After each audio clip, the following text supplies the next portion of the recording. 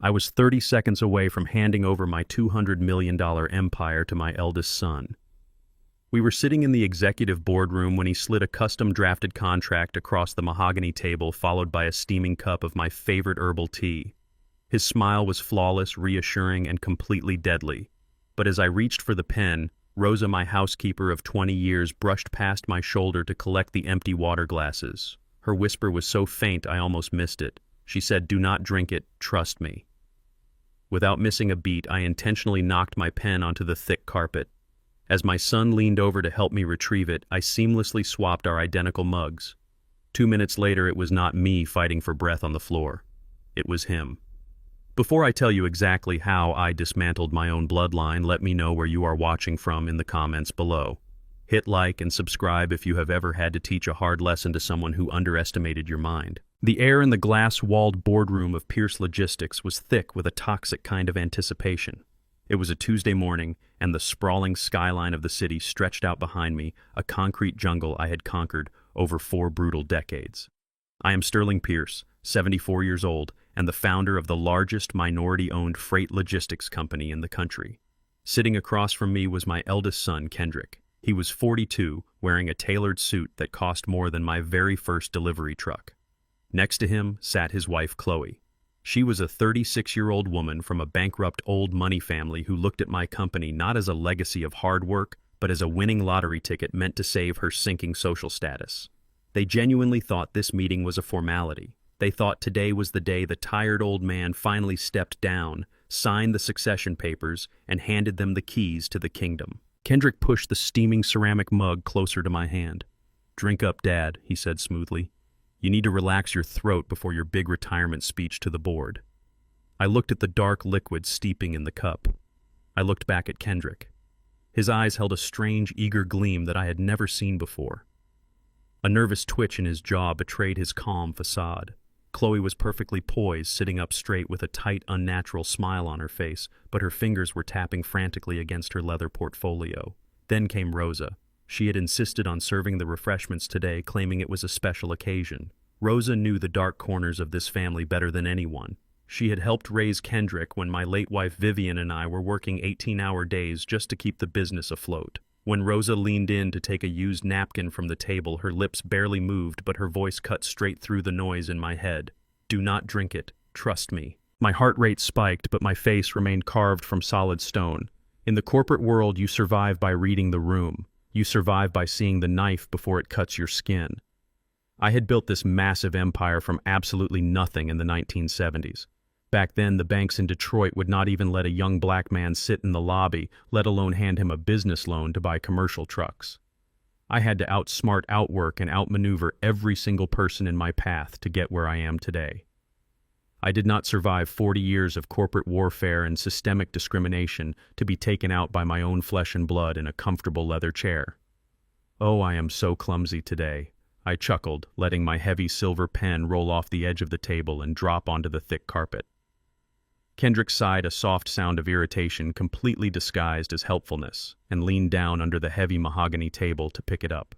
Chloe was momentarily distracted, checking an incoming notification on her phone, her eyes darting away from the table. In that brief window of 2 seconds, my hands moved with the speed of a man fighting for his life. I grabbed his mug and slid it to my spot, pushing my poisoned tea directly in front of his empty chair. Kendrick popped back up, placing the pen directly in front of me. "Here you go, Dad," he said. "Now please drink your tea. It is getting cold and everyone is waiting." I smiled and picked up the mug that was originally his. "To the future," I said, raising it slightly in a toast. Kendrick beamed with arrogant pride, picking up the mug I had pushed toward him. "To the future, Dad," he echoed, taking a long, deep swallow of the dark herbal blend. Chloe leaned forward, resting her elbows on the table, her blue eyes locked onto me. "The legal team is waiting right outside Sterling," she said, her voice dripping with fake affection. "Whenever you are ready to sign the transfer papers, we can make all of this official, and you can finally get some rest." I nodded slowly, setting my mug down. I stood up, buttoning my suit jacket. The room immediately went silent. The other board members sitting around the long table looked at me with deep respect. They were waiting for my grand farewell speech to pass the torch to the next generation. I looked down at Kendrick, who was taking another eager sip of the tea. I cleared my throat and began to speak, allowing my voice to project with authority. Building Pierce Logistics was not just about buying trucks and securing routes. I started my voice echoing off the glass walls. It was about carrying the heavy weight of an entire community on my back. When I started out with one broken-down rig, no one believed a black man could secure national shipping contracts. They laughed in my face. They told me to stick to local grocery deliveries. But I learned very early that survival requires a sharp mind and a completely unforgiving spirit. I paused deliberately, watching my son. Exactly 1 minute had passed since he drank the tea. Kendrick's confident smile began to falter. He tugged nervously at the collar of his expensive shirt. A thin layer of sweat broke out across his forehead, catching the light of the boardroom chandelier. He blinked rapidly, shaking his head slightly as if trying to clear a sudden heavy fog clouding his vision. I continued my speech, never taking my eyes off him, letting my words act as a countdown. "You see, when you sit at the head of the table, you have to know exactly who is sitting beside you," I said, my voice dropping an octave. "You have to know who is truly loyal and who is just waiting for you to close your eyes so they can take everything you bled to build." Kendrick reached out for his glass of ice water, but his hand was trembling violently. His fingers knocked clumsily against the glass, sending it spilling across the polished mahogany. The ice cubes clattered loudly, breaking the tense silence of the room. Chloe turned to him, her fake smile dropping instantly. "Kendrick, what are you doing?" she hissed under her breath, trying to maintain composure in front of the board. I am... Kendrick tried to speak, but his words came out as a thick, heavy slur. His tongue seemed to swell in his mouth. The neurosuppressant was taking hold incredibly fast. It was a heavy, calculated dose designed to mimic a severe stroke or sudden aggressive dementia. It was meant to incapacitate me right here at the signing table so they could seize emergency medical power of attorney over my life and my assets. They did not want to kill me. They wanted to trap me in my own failing body while they drained my life's work dry. Dad Kendrick groaned, his eyes rolling back slightly in his head. He clutched his chest, his breathing becoming terrifyingly shallow and erratic. The other board members jumped out of their seats in absolute shock. "Someone call a doctor," one of the executives shouted, rushing toward the door. Chloe stared at Kendrick in absolute horror. She looked at his half-empty mug, then slowly turned her head to look at mine. I could see the exact, terrifying moment the realization hit her mind. I was standing there perfectly fine, breathing steadily, and looking down at her husband with cold, unapologetic calculation. She realized the cups had been switched. The poison she had carefully intended for a 74-year-old man was currently shutting down the nervous system of her own husband. "Help him," Chloe screamed, dropping her elegant act completely. Her voice was shrill, panicked, and overflowing with guilt. "Somebody do something. He is having a stroke. Call an ambulance." I did not move a single muscle. I stood tall at the head of the table, watching the son I had raised, the boy I had given the entire world, lose all motor function. His eyes locked onto mine, filled with terror and deep confusion. He tried to reach out his hand to me, begging for help, but his arm dropped uselessly to his side. With a final agonizing gasp, Kendrick slumped forward heavily, his face hitting the thick corporate contracts scattered across the mahogany table. The room erupted into absolute chaos. Executives were shouting in panic, cell phones were being pulled out to dial emergency services, and Chloe was shaking Kendrick's limp body, sobbing hysterically, while avoiding my gaze entirely. I looked past the frantic commotion and caught Rosa's eye through the glass doors of the boardroom. She gave me a single solemn nod before turning away and disappearing down the long corporate hallway. I slowly sat back down in my leather executive chair, crossing my arms. I watched the frantic scene unfolding before me with the calm detachment of a general surveying a battlefield. They had tried to push me off the cliff to silence me and steal my legacy, but they forgot who built the mountain they were standing on. The war had just begun, and I was going to make absolutely sure they lost everything.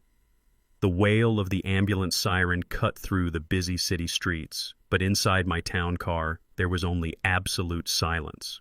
I sat in the plush leather back seat, watching the flashing red lights of the emergency vehicle carrying my treacherous son away from the corporate headquarters I built with my bare hands. My driver kept glancing at me in the rearview mirror, expecting to see a terrified and grieving father. He saw nothing of the sort. A man who has survived 40 years of corporate warfare does not panic when the enemy falls on their own sword. I watched the city blocks roll by, thinking about the steaming cup of herbal tea Kendrick had smiled and handed me just moments before his own collapse. He thought he was the smartest person in the room. He forgot that I wrote the very rules to the game he was trying to play against me. The emergency room at Memorial Hospital was a chaotic blur of white coats and sharp fluorescent lights. The sterile smell of bleach and rubbing alcohol mixed heavily in the air. I walked through the sliding glass doors with a steady, measured pace. I did not rush because kings do not run. Seconds later, Chloe burst through the hospital entrance and gave the performance of an absolute lifetime. Her pristine white designer dress was intentionally wrinkled, and her expensive mascara was carefully smudged beneath her bright blue eyes. She threw herself against the reception desk, screaming for her husband and begging the nurses to tell her he was still alive. It was a masterclass in manipulation and deception. I stood in the quiet corner of the waiting room and watched her sob uncontrollably. She made sure every doctor and security guard in that lobby saw a devoted, terrified white woman desperate to save her black husband. It was sickeningly perfect. She knew exactly how to play the emotional strings of the system she was born into. For 2 agonizing hours we sat in the sterile waiting area. Chloe paced the tiled floor, wringing her hands and crying into a crumpled tissue. Every few minutes she would look over at me with eyes full of fake sympathy, trying desperately to gauge my reaction. But underneath her theatrical tears I could easily see the raw, frantic panic clawing at her throat. She did not know how the plan had failed so spectacularly. She did not know how the poison ended up in Kendrick's system instead of mine. She probably thought I was just a lucky old fool who had accidentally grabbed the wrong mug during a clumsy moment. I walked over to the water dispenser, filled a small paper cup, and held it out to her. "Drink up, Chloe," I said, my voice perfectly smooth and unbothered. "You need to calm your nerves for whatever comes next." She froze instantly. Her eyes darted from the cup to my face, terrified that I had somehow laced the water in front of her. She shook her head and backed away, her breathing turning shallow. The silent war between us in that waiting room was absolutely deafening. Finally, Dr. Aris walked through the swinging double doors. He is a prominent and highly respected physician who has treated my family for over a decade.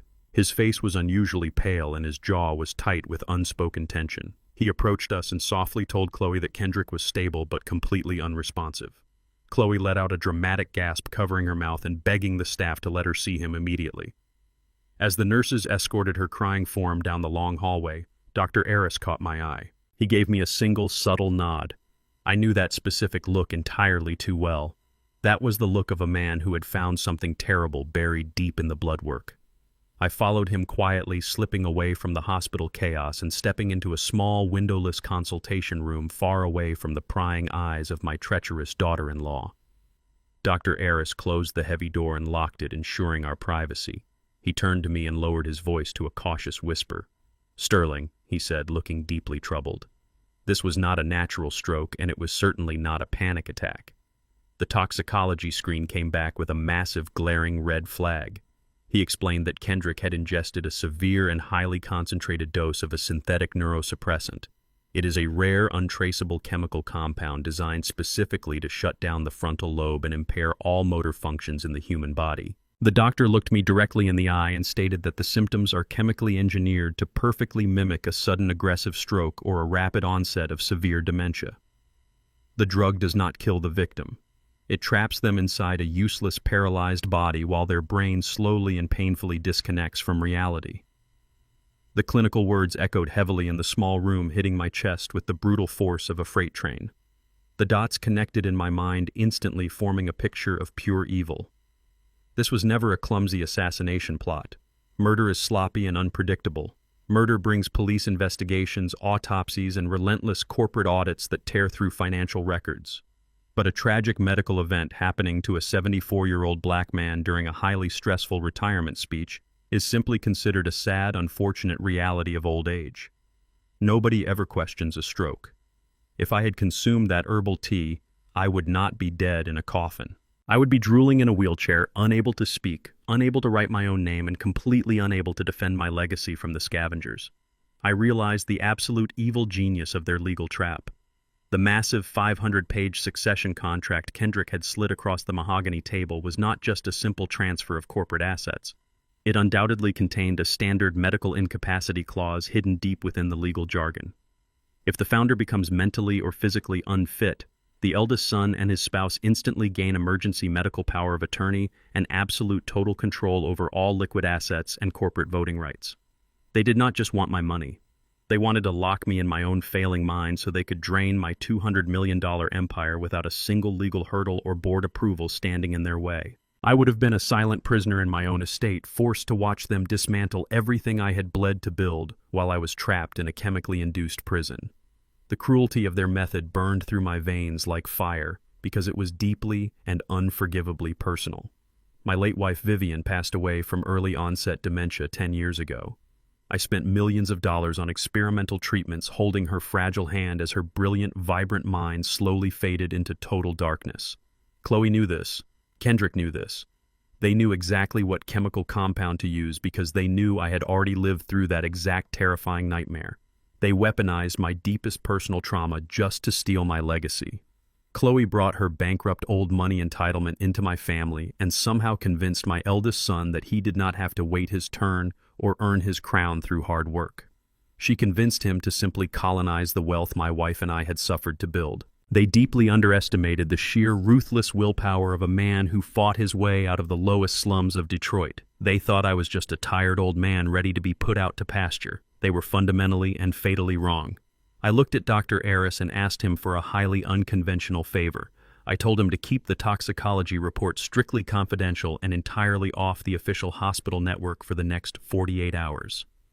I claimed it was absolutely necessary to protect the logistics company stock from crashing amidst wild corporate rumors of foul play. But in reality, it was solely to keep Chloe completely in the dark. I needed her to truly believe her husband simply suffered a tragic and random medical emergency. The doctor agreed without hesitation out of deep respect for the decades of millions in philanthropy I had poured into that very hospital building. I commanded a quiet power in this city that Chloe could never comprehend. I walked out of the consultation room with my posture perfectly straight and my mind sharper than it had been in 20 years. I walked down the sterile hallway and looked through the thick glass window of the intensive care unit. Chloe was sitting beside the bed holding Kendrick's limp hand and crying softly, just loud enough for the monitoring nurses to hear her devotion. I stared at the son lying in that hospital bed attached to the rhythmic beeping machines. I felt absolutely zero pity for him. I had spent my entire life trying to give him a reality free from the harsh struggles I faced, but I only succeeded in raising a man who did not respect the sweat required to keep an empire standing. He chose his side. He chose a desperate shortcut lined with poison and deceit. I turned my back on the glass window and walked confidently out of the sliding hospital doors, stepping into the cold evening city air. The elaborate trap they built for me was now closing tightly around their own necks, and I was going to make absolutely sure they lost everything they ever cared about.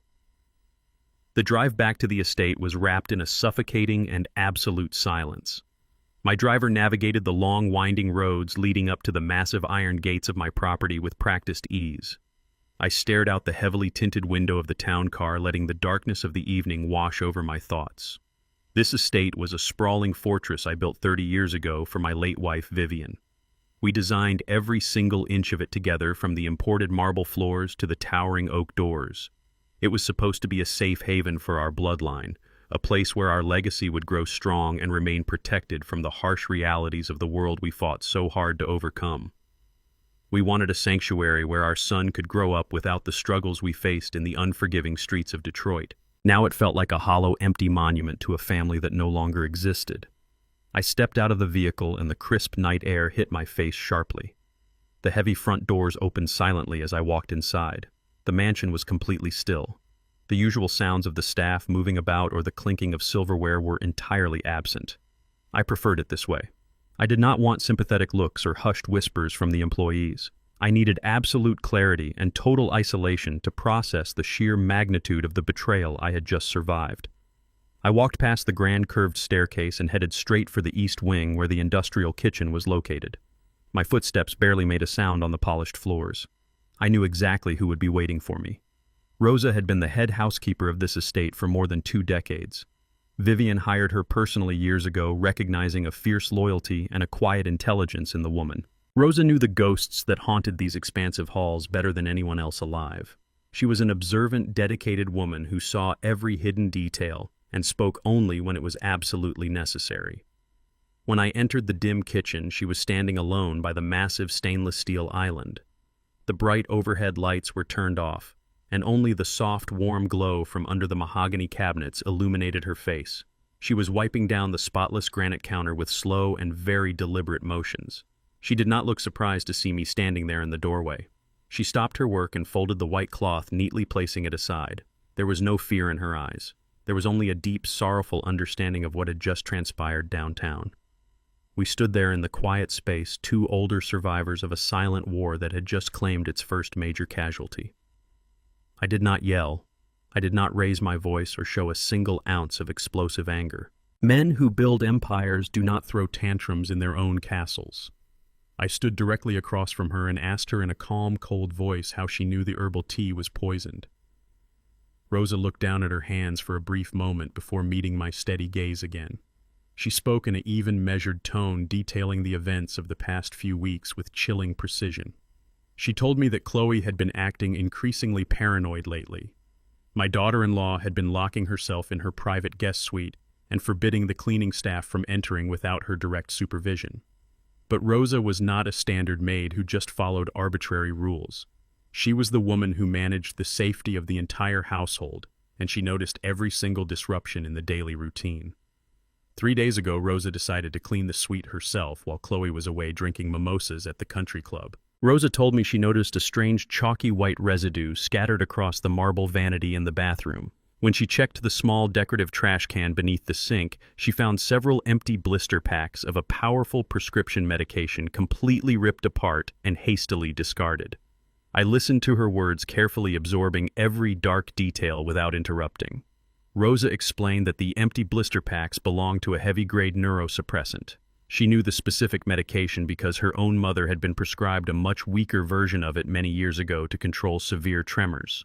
But Chloe was not sick. My son Kendrick was certainly not sick.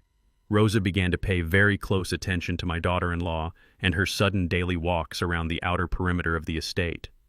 Our property borders a dense wooded area where a few stray dogs often roam looking for food scraps near the tree line. Rosa told me she followed Chloe one afternoon, keeping a safe distance and remaining hidden behind the tall manicured hedges.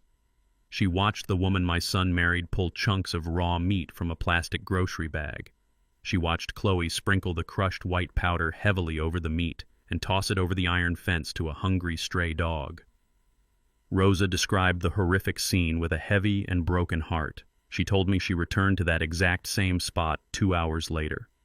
The dog was lying in the dirt, completely paralyzed. It was breathing erratically, its eyes wide open and rolling back in pure terror, just like Kendrick had done in the boardroom today. The helpless animal could not move its legs or lift its heavy head. It was entirely trapped inside its own failing body, unable to bark or cry for help. Rosa realized right then that Chloe was using the stray animals to practice the exact dosage needed to incapacitate a living creature without killing it outright. She was meticulously calculating the exact amount of time it took for the chemical compound to shut down the central nervous system. When Rosa saw Chloe preparing the special herbal tea in the kitchen this morning, hovering over the mug with her back turned to the door, Rosa knew instantly that today was the day the poison was meant for me. I stood in my kitchen, letting the absolute evil of my daughter-in-law's actions sink deep into my bones. Chloe had married into a wealthy, powerful black family pretending to be a progressive, loving ally. In reality, she was a vicious parasite testing chemical weapons on innocent animals just to figure out the perfect way to paralyze a 74-year-old man. She wanted to strip away my physical power, my voice, and my dignity. She wanted me to spend the rest of my life trapped in a medical bed, drooling on myself while she drained the empire I built with my own sweat and blood. I looked at Rosa and nodded slowly, acknowledging her massive and undeniable courage. She had risked her entire livelihood and possibly her own safety to whisper that urgent warning in the boardroom. I told her softly that she would never have to worry about her financial future again. I promised her she would be rewarded beyond her wildest dreams for her ultimate loyalty to my family. But Rosa was not finished speaking. She reached into the deep pocket of her gray uniform apron and pulled out a folded stack of papers. She placed them carefully on the cold granite island and pushed them toward me. She explained that she had found these crumpled drafts buried at the very bottom of the recycling bin in Kendrick's private home office. Rosa said she smoothed them out and read them because she needed to know exactly why my son was willing to let his wife poison his own father. I picked up the thick stack of papers and adjusted my reading glasses. I fully expected to see a greedy succession plan or a hostile corporate takeover strategy designed to push me out of the executive chair early. What I saw instead made the blood freeze completely solid in my veins. I read the dense legal jargon line by line, focusing on the buyer information. This was not a succession plan at all. Kendrick was not taking over Pierce Logistics to run it, or to build his own legacy as a strong leader. It was a complete and total liquidation agreement. The highly confidential documents outlined a fast-track sale of all corporate assets, all national trucking routes, and all physical warehouses across the country. My son was not planning to sit in my chair and run the company I built. He had secretly brokered a massive, shady deal to sell the entire $200 million empire to an outside private equity firm. I recognized the name of the firm immediately. They were notorious corporate vultures known specifically for buying up successful minority-owned businesses, gutting their pension funds, firing the union workers, and selling off the remaining assets for a quick, massive profit. He and Chloe were planning to cash out, completely abandon the thousands of loyal, hardworking employees who helped build this company, and walk away with the money while I rotted away in a medically induced coma. They were going to sell my entire life work to the exact kind of people I had spent my entire career fighting against. They would leave my community with absolutely nothing to show for 4 decades of barrier-breaking success. I folded the thick stack of papers very deliberately and placed them inside the inner pocket of my tailored suit jacket. The game was no longer just about basic survival or teaching my son a harsh lesson about respect. It was about absolute, total, and unforgiving annihilation of the people who thought they could steal my crown. I left Rosa standing in the quiet shadows of the kitchen and made my way down the long, expansive corridor toward the west wing of my estate. My footsteps echoed softly against the imported marble floors, but my mind was moving at a terrifying and blinding speed. The crumpled papers in my hand felt heavy, like holding the physical manifestation of my own son's treason.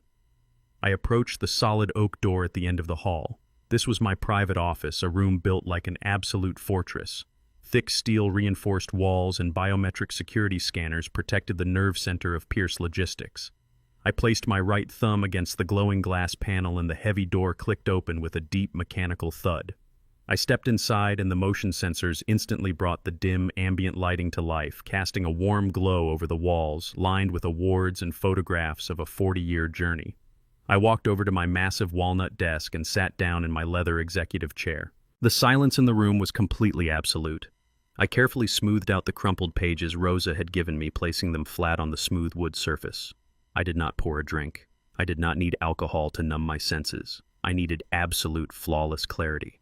I turned on my private encrypted terminal, and the large monitor illuminated my face in the dark room. The document staring back at me listed the acquiring entity as Vanguard Holdings. It was a generic, intentionally vague name designed specifically to blend into the endless sea of corporate paperwork that flows through the business world every single day. A novice would look at that name and see a standard holding company making a routine acquisition. They would sign the papers and walk away completely blind to the trap. But I did not build a $200 million empire by taking anything at face value. I typed the company registration number into a highly classified database that my private security team uses to thoroughly vet potential international business partners. The screen quickly filled with layers of nested shell companies and complex legal structures. Vanguard Holdings was owned by Apex Strategic Assets, which was in turn owned by a much larger and heavily obscured umbrella corporation based out of a tax haven in Delaware. I traced the money through the digital footprints, peeling back the layers of legal protection one by one. My eyes scanned the scrolling text, looking for the true puppet master pulling the strings behind the scenes. It took me 45 minutes of relentless digging, cross-referencing public tax records, and exploiting hidden corporate registries to finally break through their sophisticated firewall. The ultimate parent company flashed on my screen in bold black letters, and the name hit my chest with the brutal force of a physical blow. It was Sterling Crest Capital. Sterling Crest Capital is a ruthless, white-owned private equity firm famous in the corporate underworld for their highly predatory and devastating financial tactics. They are not builders or innovators. They are pure corporate scavengers. Their entire business model is based on identifying highly successful minority-owned businesses, buying them out under the guise of strategic partnerships, and then dismantling them piece by piece without a single ounce of mercy. They gut the hard-earned pension funds of the blue-collar workers who spent their lives building the infrastructure. They fire the unionized staff without severance and sell off the massive fleets of trucks and physical warehouses to the highest bidder. They take thriving pillars of the local community and turn them into quick liquid cash, leaving thousands of hardworking people completely destitute and stripped of their livelihoods. My son Kendrick was not just handing over my legacy so he could sit in my executive chair and pretend to be a king. He was actively and willingly participating in the deliberate financial slaughter of the very people who had trusted our family for decades. He was going to let these corporate vultures destroy the families of the truck drivers and warehouse managers who had bled alongside me to build Pierce Logistics. I pulled up the public board of directors page for Sterling Crest Capital on my monitor. I scrolled slowly through the faces of the wealthy, arrogant executives who profited exclusively from destroying minority wealth. There on the second row of the digital directory was a face I recognized instantly. It was Arthur Montgomery. He is a senior managing partner at the firm, and far more importantly, he is Chloe's father. The circle was completely and terrifyingly closed. The trap was not just a greedy grab by a lazy son tired of waiting for his inheritance. It was a highly orchestrated corporate colonization, plotted meticulously by my daughter-in-law and her financially ruined family. I leaned back in my heavy leather chair and closed my eyes, letting the dark and painful memories of my late wife Vivian wash over me in the silent room. Vivian was a woman of unmatched grace and terrifying intuition. She possessed a sharp spiritual ability to see the true nature of people long before they ever revealed their actual intentions to the world. I remembered a specific conversation we had in this very room 10 years ago, shortly after Kendrick first introduced us to Chloe. Chloe had arrived at our estate that evening wearing vintage designer clothes and speaking with the practiced, elegant tone of a woman born into extreme, undeniable wealth. She smiled perfectly and complimented the architecture of our home, but Vivian saw right through the expensive facade. After dinner, when the house was quiet, Vivian had looked at me across this very desk and warned me that the Montgomery family was completely and utterly bankrupt. Generations of poor investments, careless arrogance, and lavish spending had left them with absolutely nothing but a prestigious last name and a massive mountain of hidden debt. Vivian told me that Chloe was not marrying our son out of genuine love or shared moral values. Vivian warned me with total conviction that Chloe was a survivalist looking for a new host to feed on. She said Chloe was coming to colonize the wealth our black family had suffered and bled to build because her own white family had foolishly squandered theirs. Vivian knew Chloe viewed our massive fortune as something to be harvested and brought back to her own sinking ship to save her father's failed legacy. I had dismissed Vivian's warnings back then, thinking she was just being an overly protective mother who thought no woman was good enough for her son. I thought my son was smart enough and grounded enough to see a gold digger if one was standing right in front of him. I believed I had raised a man who could protect his own heart and his own wallet. I was completely and disastrously wrong. Vivian had accurately predicted this exact betrayal a full decade before it ever materialized into a poisonous cup of herbal tea. The sheer audacity of the Montgomery family filled the silent office with a heavy, suffocating tension. They truly thought they could send their desperate daughter to infiltrate my bloodline, drug me into a state of severe dementia right at the signing table, and legally transfer a $200 million empire directly into their own failing private equity firm. They viewed my entire life work, my sacrifices, the racism I endured, and the community I built as a simple bailout fund for their own generational failures. They looked at a 74-year-old black man from Detroit and saw easy prey. I opened my eyes and stared at the glowing computer screen illuminating the smug face of Arthur Montgomery. The profound sadness and the paralyzing shock of my son's treason completely evaporated from my body.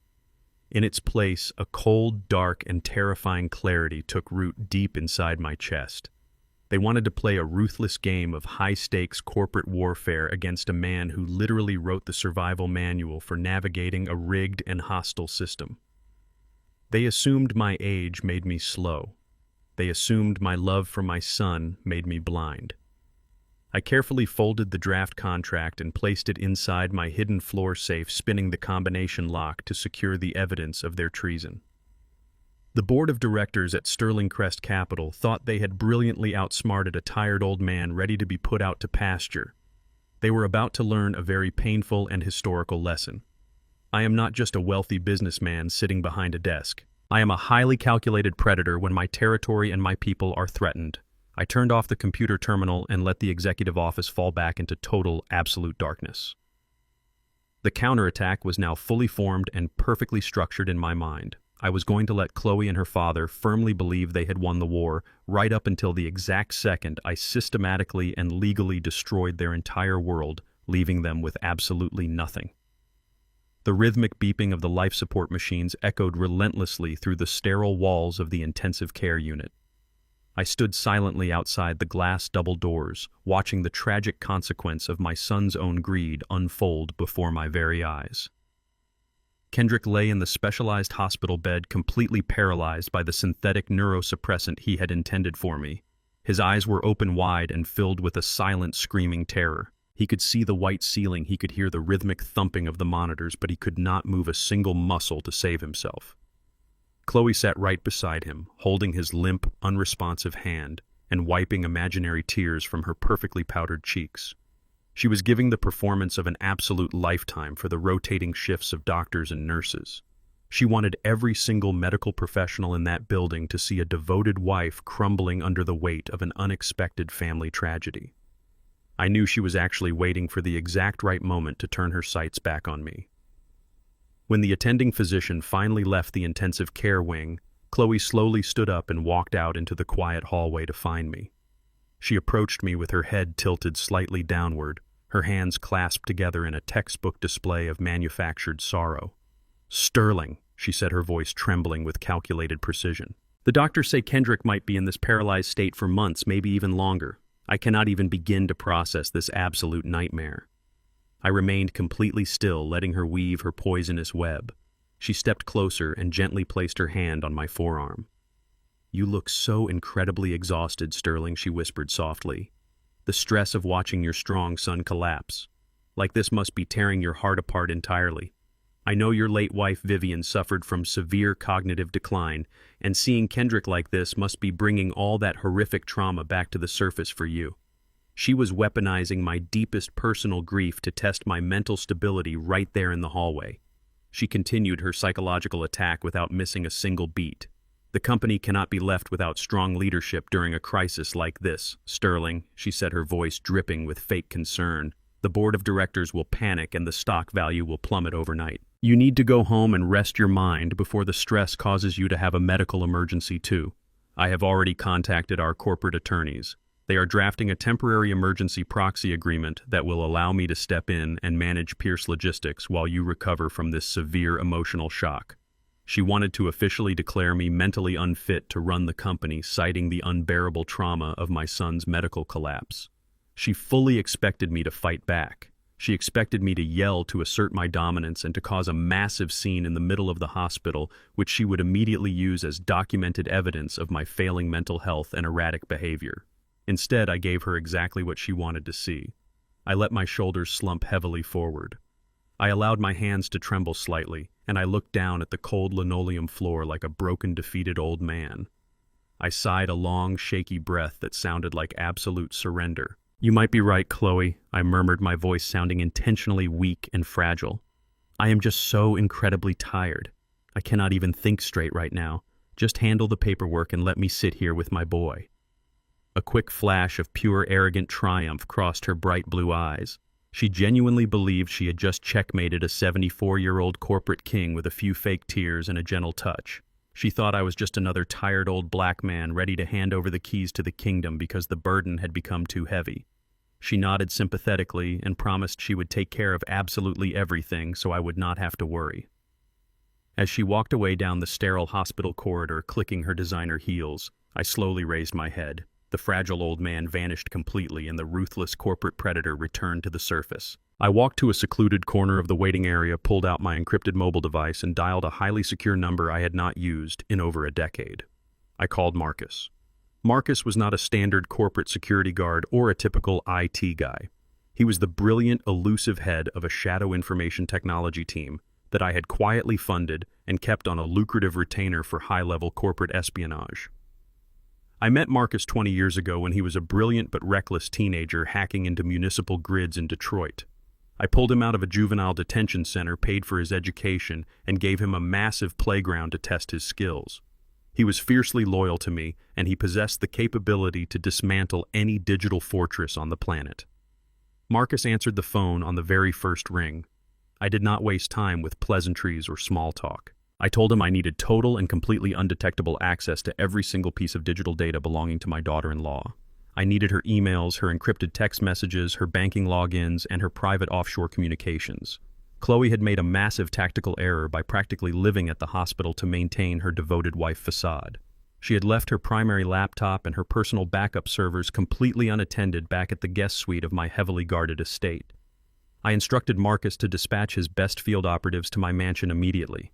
I had already ensured the regular security staff was given the day off out of respect for my sudden family tragedy.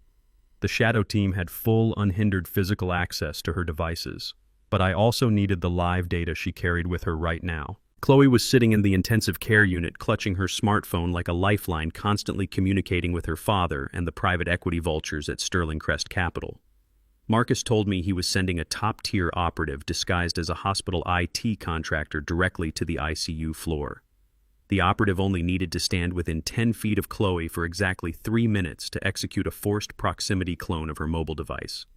The technology was highly illegal and exceptionally effective. I walked back toward Kendrick's room and sat on a hard plastic chair in the hallway, perfectly maintaining my posture of a grieving, exhausted father. I watched through the glass window as a man wearing a gray uniform with a generic hospital badge walked past Chloe, pretending to check the wireless network router mounted on the wall. Chloe ignored him completely. She was entirely too busy typing frantic messages to her co-conspirators, updating them on her massive success in manipulating me. She had absolutely no idea that the invisible signal from the contractor's concealed backpack was currently intercepting her device's encryption keys. Her entire digital life, every secret, every lie, and every toxic transaction was being mirrored and silently transferred to my secure private servers in real time. The contractor finished his fake diagnostic check, nodded politely to the nursing staff, and walked out of the ward without drawing a single glance of suspicion. As the long, grueling hours ticked by, I continued to play the exact role Chloe had designed for me. I drank the bitter, lukewarm hospital coffee and nodded politely when the passing nurses offered me sympathetic smiles and whispered their condolences. Chloe occasionally came out of the room to check on me, bringing me cups of water and speaking to me in that same slow, patronizing tone people use when speaking to a child. She truly thought she was babysitting a senile old fool who was blindly trusting her to secure his lifetime legacy. Every time she smiled at me, playing the part of the perfect, caring daughter-in-law, I thought about the deadly poison she had sprinkled on raw meat to test on innocent animals. I thought about the devastating liquidation contract hidden securely in my floor safe. I let her feel powerful. I let her feel completely invincible. In the brutal world of high-stakes corporate warfare, you never ever interrupt your enemy when they are making a fatal tactical mistake. You simply hand them the shovel and let them dig their own grave as deep as they possibly can. She believed her white privilege and her old money entitlement made her the smartest person in the building. She believed my age and my grief made me a soft, easy target. By the time the sun began to set over the sprawling city skyline, casting long, dark shadows across the hospital waiting room, my encrypted phone vibrated quietly in my tailored suit pocket. It was a single, highly secure message from Marcus. The text was brief and entirely devoid of emotion. It simply stated that the extraction was completely successful. Every secure server, every hidden folder, and every deleted message had been recovered and decrypted. The Shadow team had successfully bypassed her complex security measures without leaving a single digital footprint behind. I looked through the glass doors one last time. Kendrick was still staring at the ceiling, a prisoner inside the body he had tried to use to betray me. Chloe was sitting next to him, typing on her cloned phone, completely oblivious to the massive storm gathering directly above her head. She thought she was spinning an inescapable web to catch a dying lion. She did not realize she had just handed me the exact map I needed to burn her entire forest to the ground. Every secret she had ever kept was now resting comfortably in the palm of my hand, and I was preparing to unleash a level of devastation she could never possibly comprehend. The midnight air was heavy and thick as my private car pulled through the iron gates of my estate. I left the hospital behind me, leaving Chloe to play her frantic theatrical role in front of the intensive care nurses. My mind was no longer focused on my paralyzed son lying in a hospital bed. My mind was entirely locked on the encrypted data waiting for me in the dark. I walked through the silent mansion, my footsteps completely absorbed by the thick, expensive carpet. I did not turn on the main overhead lights. I navigated the familiar, expansive hallways by memory until I reached the heavy steel door of my private office. I pressed my thumb against the biometric scanner and stepped into the secure room. The massive computer monitors sitting on my walnut desk were already glowing with a faint blue light in the pitch-black room. Marcus, my shadow director of information technology, had delivered exactly what he promised. I sat down in my leather executive chair and entered my master decryption sequence into the secure terminal. The screen blinked twice, and then the entire digital life of my daughter-in-law spilled out in front of me. It was a staggering, massive amount of raw data. Every text message, every deleted email, and every hidden offshore bank routing number was laid completely bare. Arrogant people like Chloe always believe they are so much smarter than the technology they use daily. They truly think that deleting an email or clearing a browser history makes the evidence disappear forever. They do not understand that in the modern digital world, nothing ever truly dies. I did not waste my valuable time reading her superficial conversations with her bankrupt country club friends or her desperate father. I went straight for the hidden financial ledgers that Marcus had flagged with high-priority red markers. I opened a massive digital folder she had deceptively labeled as upcoming charity gala expenses. A standard novice corporate auditor would have scrolled right past it without a second thought. But I am not a novice. I spent 40 hard years building a national logistics empire from the ground up, and I know exactly what corporate theft looks like when I see it. I clicked on the very first spreadsheet, and the raw, unedited numbers hit me like a physical, brutal blow to the chest. This data was not a projection for a future sale to the private equity vultures. This was a highly detailed historical record of active, ongoing theft. They had not just been planning to sell Pierce Logistics to save her family. Kendrick and Chloe had already been bleeding my company dry from the inside out for the past 2 full years. I traced the long, endless columns of outgoing wire transfers line by line. The total amount was absolutely staggering. $15 million had been systematically siphoned out of the corporate accounts through a complex maze of dummy vendors and fake consulting fees. My eyes narrowed sharply as I tracked the specific origin of the stolen funds. They did not steal from the executive operational budget. They did not touch the marketing funds or the corporate expansion reserves. Kendrick knew those particular accounts were audited quarterly by my personal accounting team. Instead, my own flesh and blood chose to steal from the one place he thought I would never bother to look. He drained the money directly from the Pierce Logistics Union Employee Healthcare and Pension Reserve Fund. A cold, absolute rage settled deep into my bones, freezing the blood in my veins. That money did not belong to me or my family.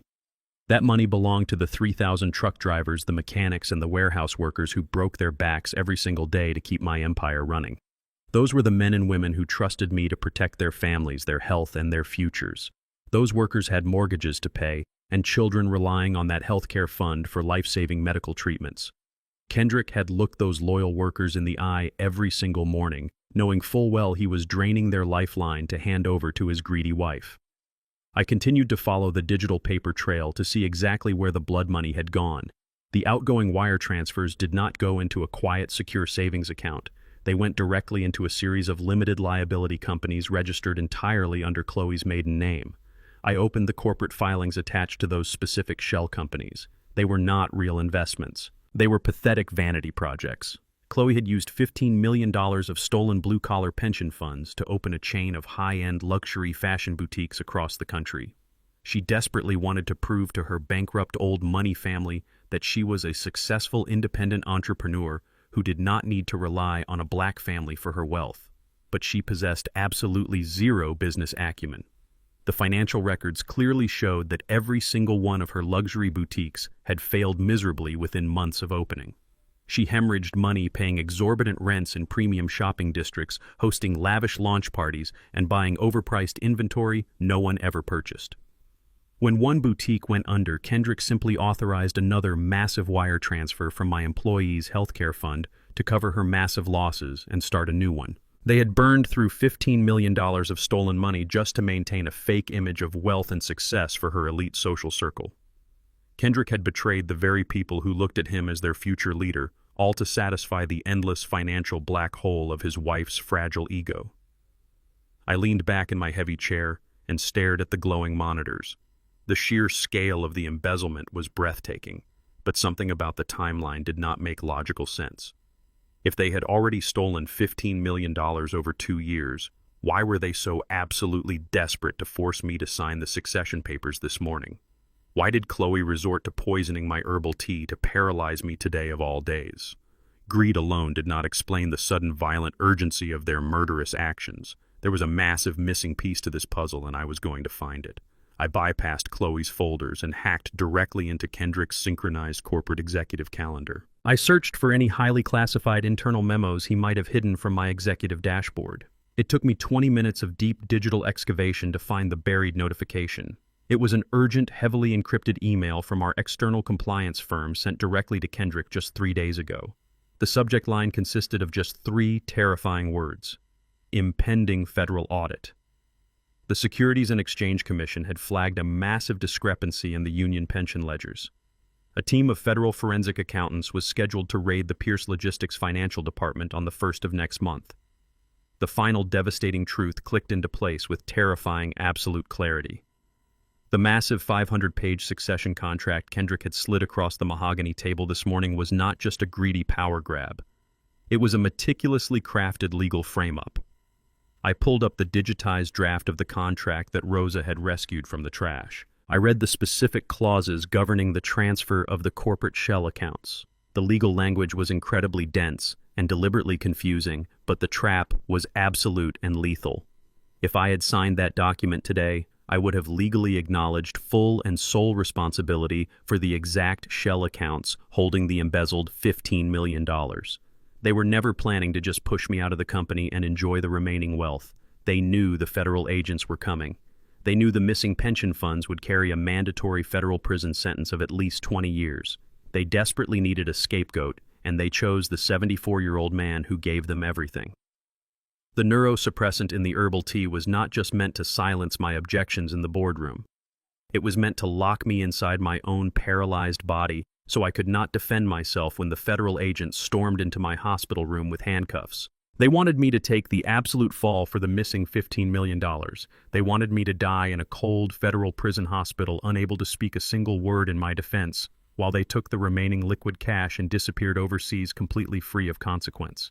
I sat in the pitch-black office, completely paralyzed not by a chemical poison, but by the absolute monstrous evil of my own bloodline. Kendrick was willing to watch his father be dragged away by federal agents for a massive crime he committed.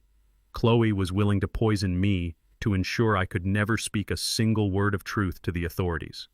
They thought they had designed the perfect, inescapable trap. They thought they had accounted for every single variable in their master plan. But they made one fatal apocalyptic mistake. They failed to realize that the tea had been switched. They failed to realize that the old man they thought they were framing was currently sitting in a secure fortress, reading their entire playbook, word for word. I did not feel a single drop of sorrow anymore. The father who loved Kendrick died the exact moment I read those federal audit notifications. The man sitting in the executive chair right now was the ruthless predator who conquered the brutal, unforgiving streets of Detroit.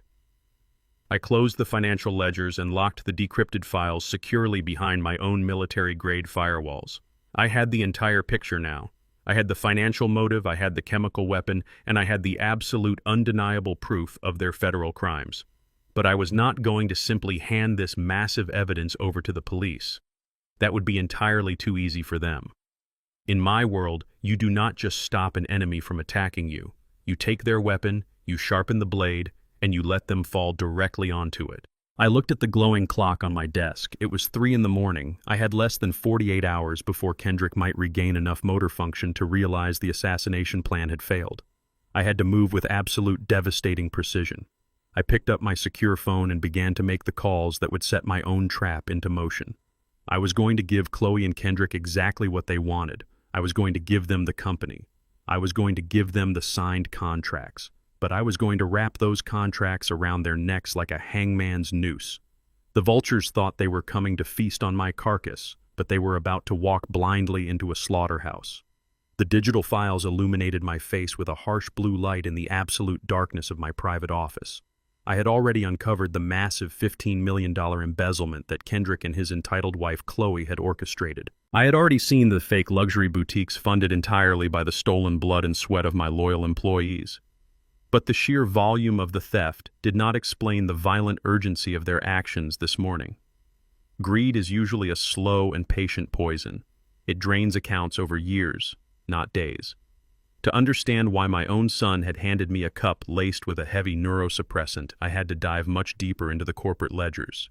I had to read the massive 500-page succession contract he had desperately wanted me to sign before the poison took hold. I opened the heavily encrypted draft of the contract that my loyal housekeeper Rosa had salvaged from the recycling bin. I zoomed in on the dense, suffocating legal jargon. Most men my age would hire a team of expensive corporate lawyers to translate the fine print. But I did not build a national freight logistics empire by relying on other people to read my contracts. I read every single word. I scrolled past the standard transfer of operational authority and the handover of executive voting rights. I kept reading until I reached a deeply buried addendum labeled as a tertiary liability restructure.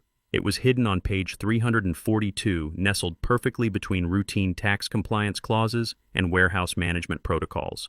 I read the specific paragraph 3 times just to ensure my eyes were not deceiving me. The clause explicitly transferred all fiduciary responsibility and absolute legal oversight of the off-book holding accounts directly to me. These were the exact same dummy accounts holding the stolen $15 million. Kendrick had meticulously drafted a legally binding document that completely absolved him of any financial mismanagement. It placed the entire devastating burden of the missing union pension funds squarely onto my 74-year-old shoulders. If I had signed that document, I would have legally confessed to being the sole architect of the massive corporate embezzlement. But I still needed to know why today. Why did they choose a random Tuesday morning to execute this elaborate chemical assassination and corporate frame-up?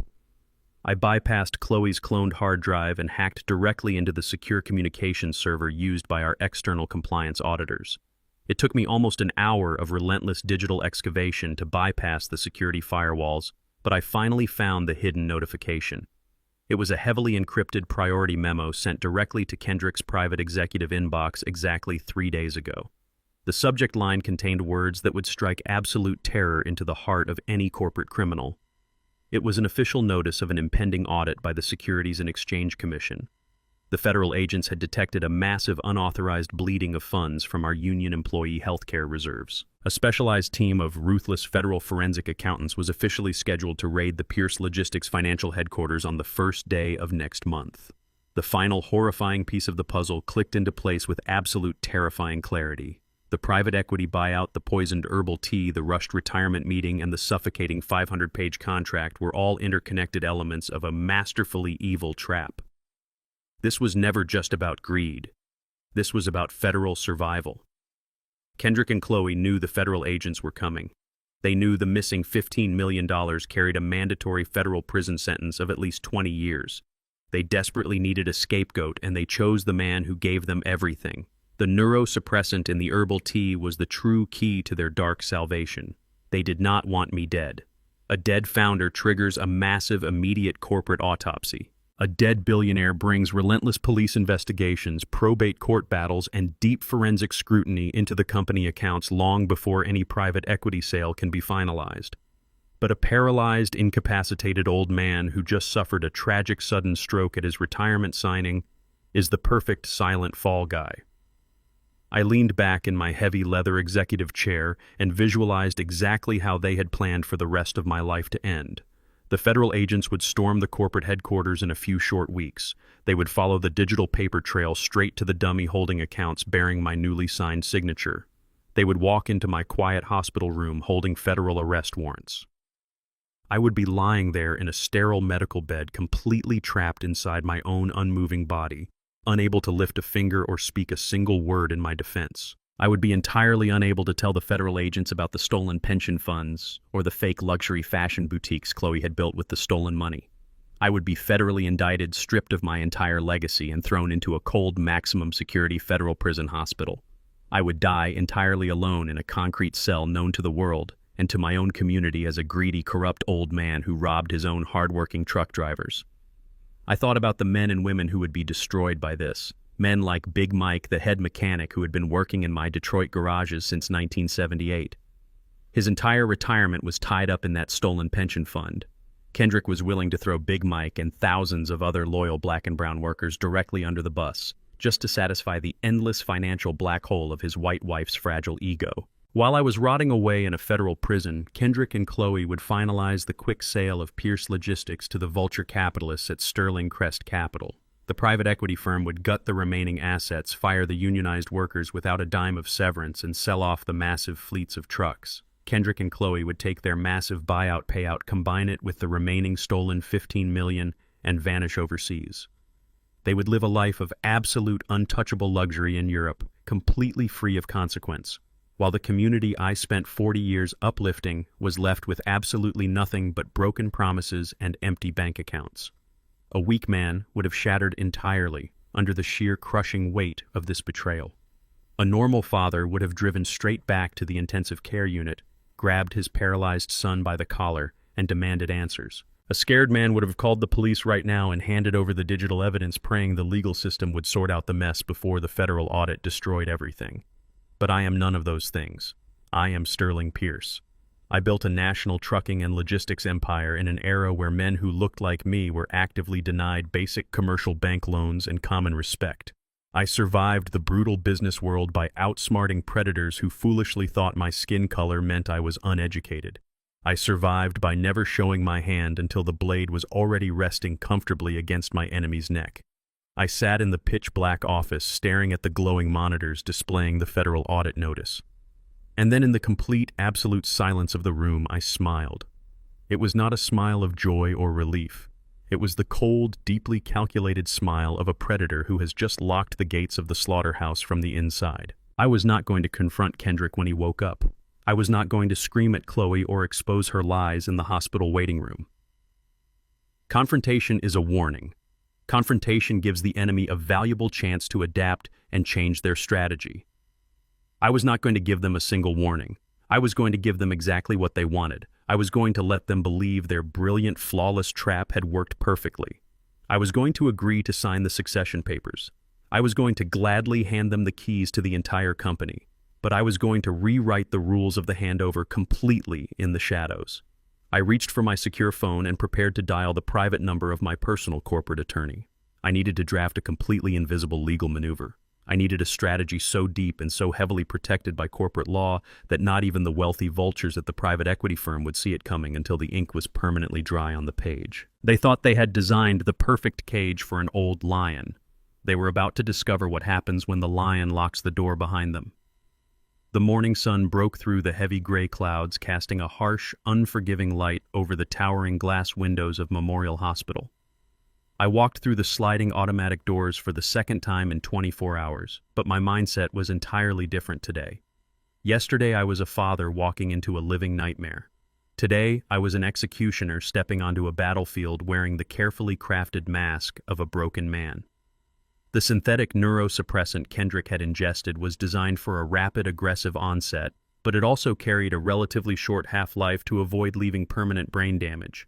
It was meant to incapacitate the victim just long enough to seize medical power of attorney. I knew from my late wife's devastating medical history that the paralyzing effects would begin to fade by the following morning, leaving the victim groggy but entirely conscious. I rode the sterile elevator to the intensive care unit, adjusting my physical posture before the metal doors even opened. I let my shoulders slump forward heavily. I slowed my breathing and allowed my hands to develop a slight, pathetic tremble. I needed to look exactly like a 74-year-old man who had spent the entire sleepless night weeping over the fragile mortality of his only son. I slowly approached the glass-walled hospital room. Chloe was already there, sitting in the uncomfortable plastic chair beside the medical bed. She was scrolling frantically on her smartphone, no doubt communicating with the private equity vultures at Sterling Crest Capital. The federal audit was looming like a dark, violent storm on their horizon, and every single hour they wasted in this hospital room was an hour closer to a mandatory 20-year federal prison sentence. When Chloe heard my slow, dragging footsteps, she instantly shoved her phone into her designer handbag and snapped right back into her theatrical role. She stood up and offered me a sympathetic, exhausted smile. "Sterling," she whispered, her voice dripping with manufactured warmth and fake concern. "He is waking up. The doctors say it is a miracle."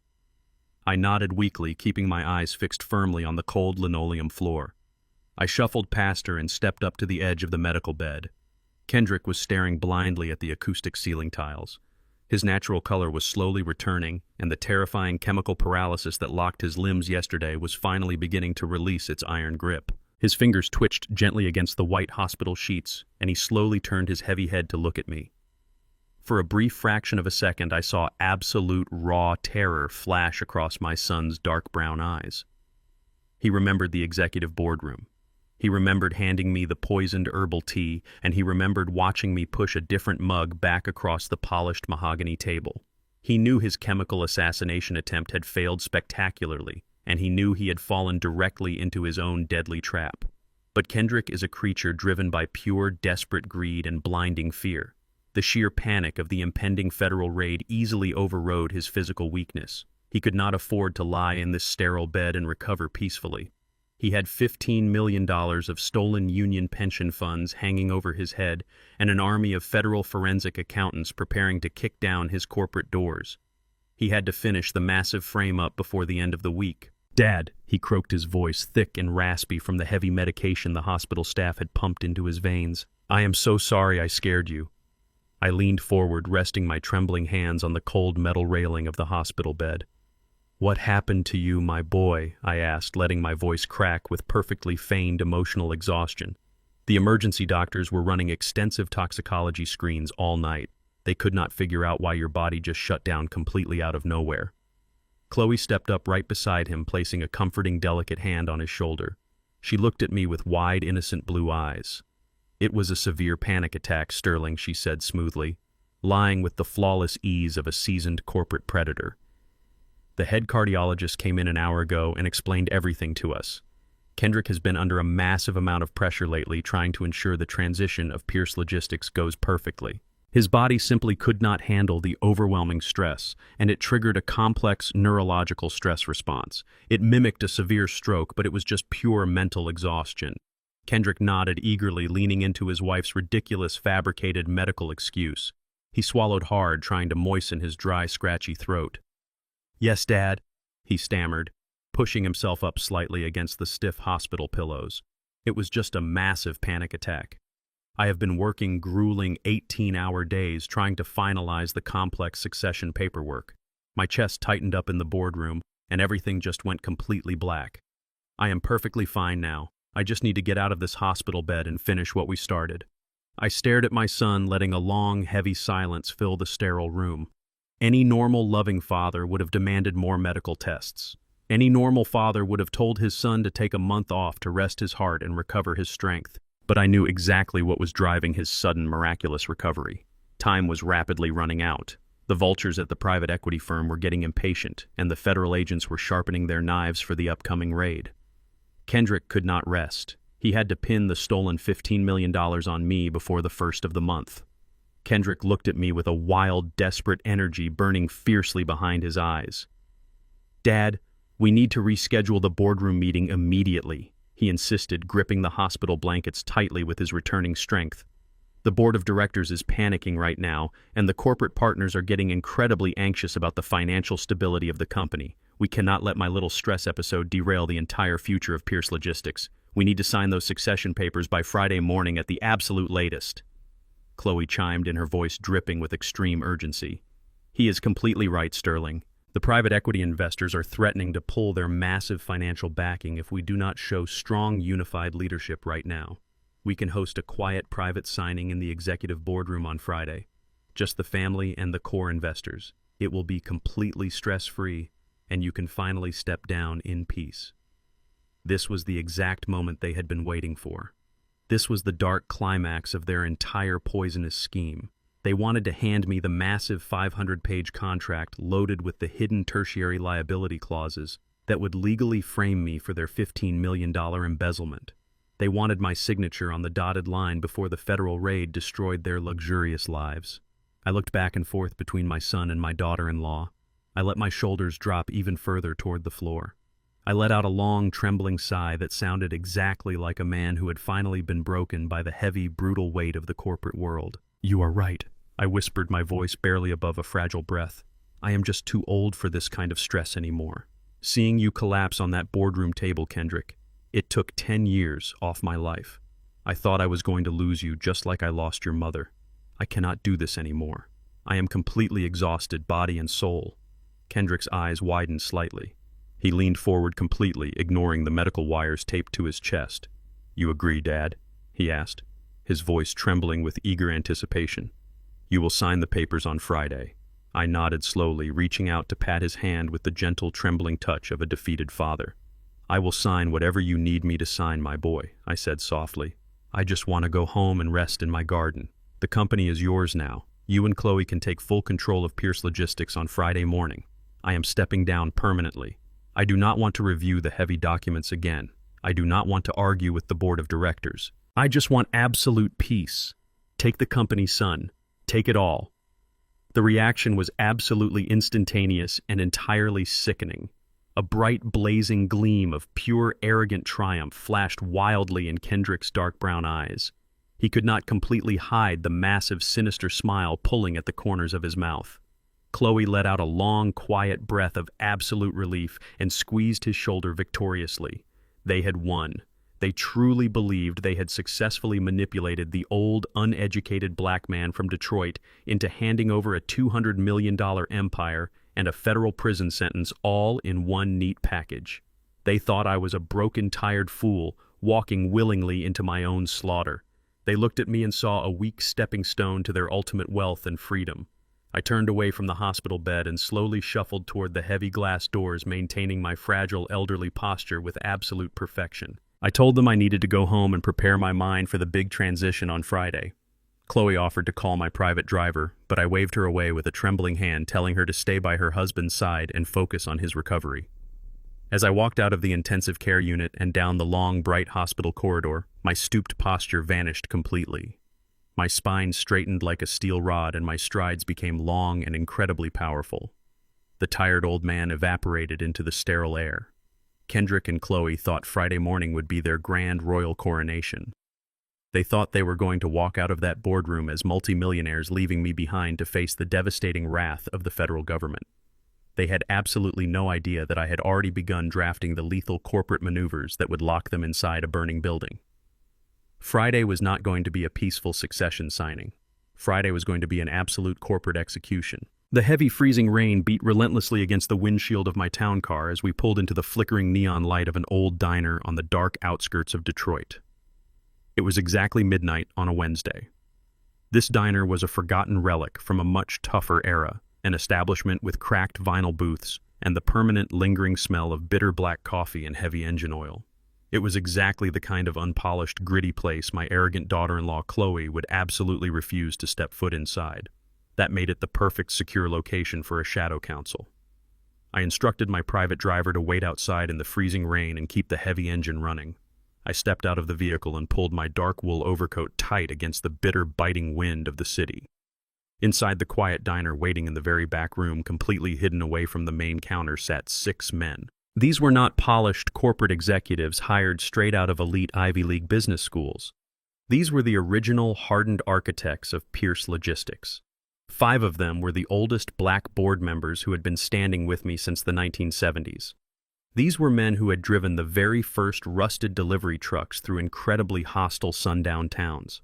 These were men who had been aggressively denied basic bank loans, spat on by racist competitors, and threatened with physical violence, but who stood shoulder to shoulder with me to build a massive national empire out of pure dirt and determination. Sitting right beside them was Big Mike, the towering, heavily muscled head of our national trucking union. His massive, calloused hands rested flat on the scratched Formica table. When I walked into the small, dim room, they all stood up in perfect unison, a silent, powerful display of absolute and unwavering respect. I gestured for them to sit down. I did not order any food. I did not offer any polite pleasantries to soften the blow of what I was about to say.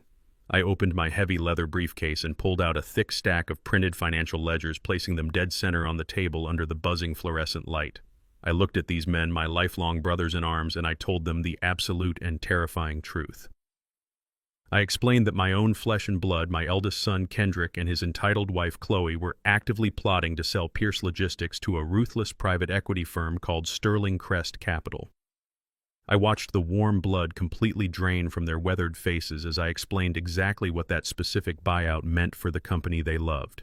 Sterling Crest Capital was infamous across the country for aggressively gutting minority-owned businesses, stripping the valuable physical assets, and firing the unionized blue-collar workers without offering a single dime of severance pay. But that looming corporate takeover was not even the worst of the news. I pointed my finger directly to the highlighted columns on the financial printouts and explained the devastating secret reality of the past 2 years.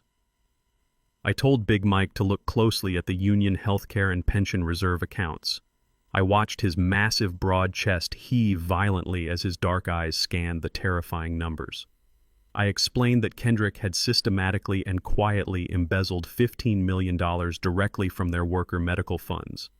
I told them with a cold, steady voice that my son had drained the life savings of the mechanics, the truck drivers, and the loyal warehouse workers just to fund a series of completely failed luxury fashion boutiques for his greedy white wife. The reaction in the small diner room was instantly explosive. Big Mike slammed his massive fist against the table, rattling the thick ceramic coffee mugs and causing the hot liquid to spill over the edges. He is a proud man who spent his entire adult life fighting fiercely for the basic rights of blue-collar workers, and the sudden revelation that the founder's own son had robbed their vulnerable families was a profound and unforgivable betrayal. The 5 older board members leaned forward, their voices low but vibrating with raw, absolute fury. They had trusted Kendrick. They had mentored him since he was a small boy running around the dispatch yard. Now they wanted absolute total destruction.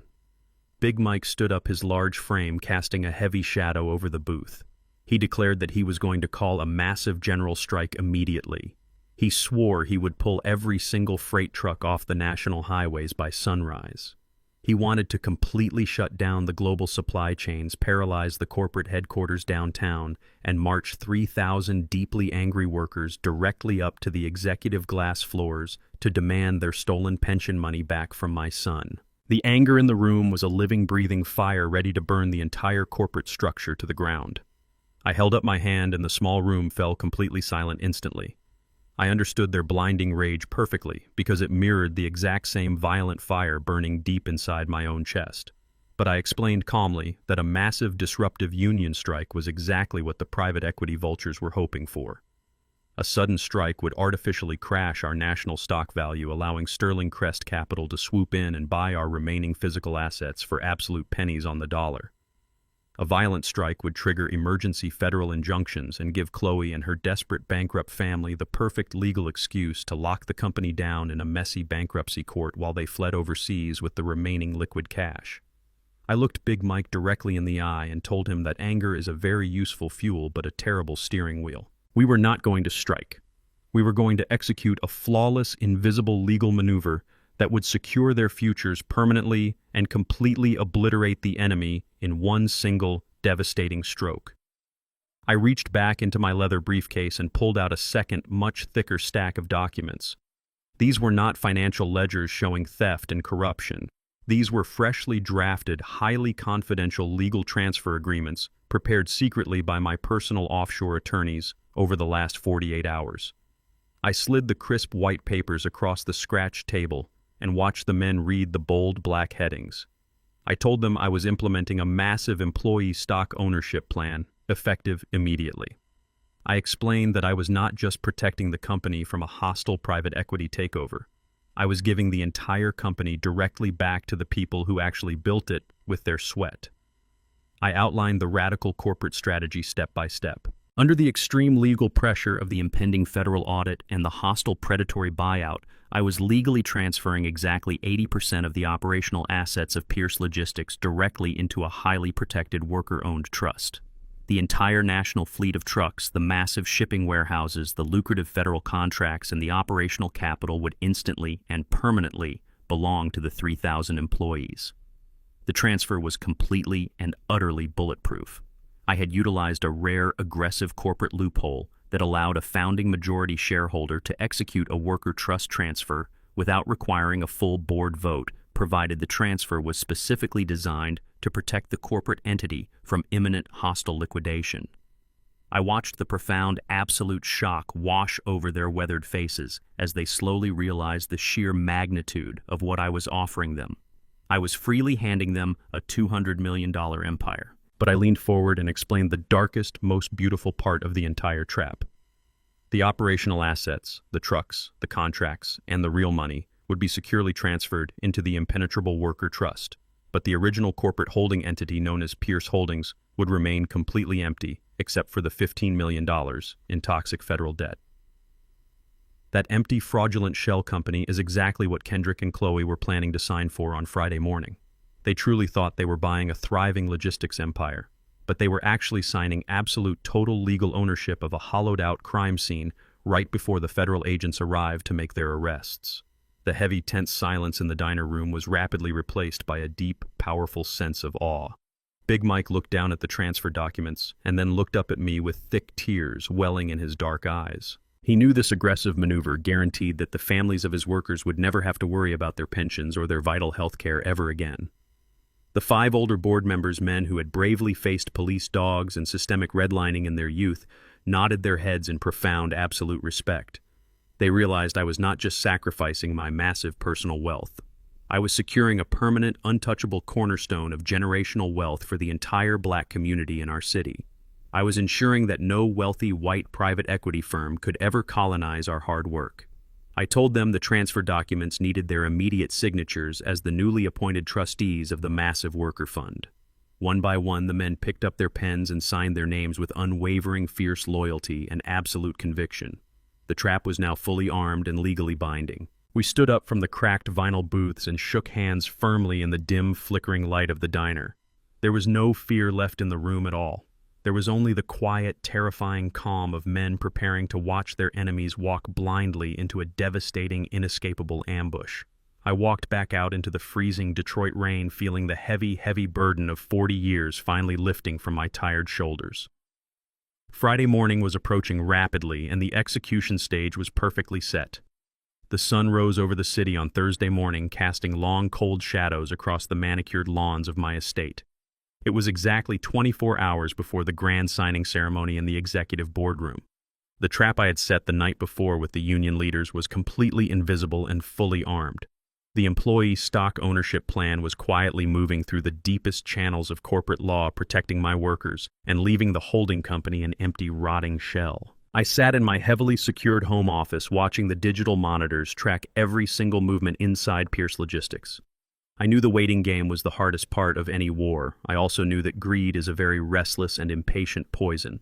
My daughter-in-law Chloe was sitting in the guest wing of my mansion, completely unaware that her entire digital life was being monitored by my shadow technology team. She was growing increasingly frantic. The impending federal audit by the Securities and Exchange Commission was looming over her head like a loaded weapon. She and my paralyzed son Kendrick had already stolen $15 million from my hardworking truck drivers, but Chloe was an addict for wealth. Her white old money family, the Montgomerys, were entirely bankrupt, and her father Arthur was likely demanding a massive payout before the private equity buyout even finalized on Friday. Chloe was terrified that something might go wrong with the succession contract. She wanted a golden parachute. She wanted to drain the very last drops of liquid cash from my operational accounts just in case she needed to flee the country before the federal agents arrived. She made her fatal move just before noon. She left the estate and drove her luxury SUV directly to the corporate headquarters downtown. She bypassed the executive boardroom and walked straight into the financial department. Her target was Julian, my chief financial officer. Julian is a 60-year-old black man with a brilliant mathematical mind and a loyalty that cannot be measured in currency. Julian and I have been fighting in the corporate trenches together for over 30 years. We navigated the brutal economic recessions and the racist banking systems side by side. We built the financial architecture of Pierce Logistics from the ground up. Chloe looked at Julian and simply saw an employee. She saw an older black man sitting behind a desk, and she arrogantly assumed he was just a hired hand who would eagerly betray his founder for a small taste of her stolen wealth. My shadow information technology team was monitoring the security cameras and the audio feeds inside Julian's office. I watched the entire interaction unfold on my private monitors in real time.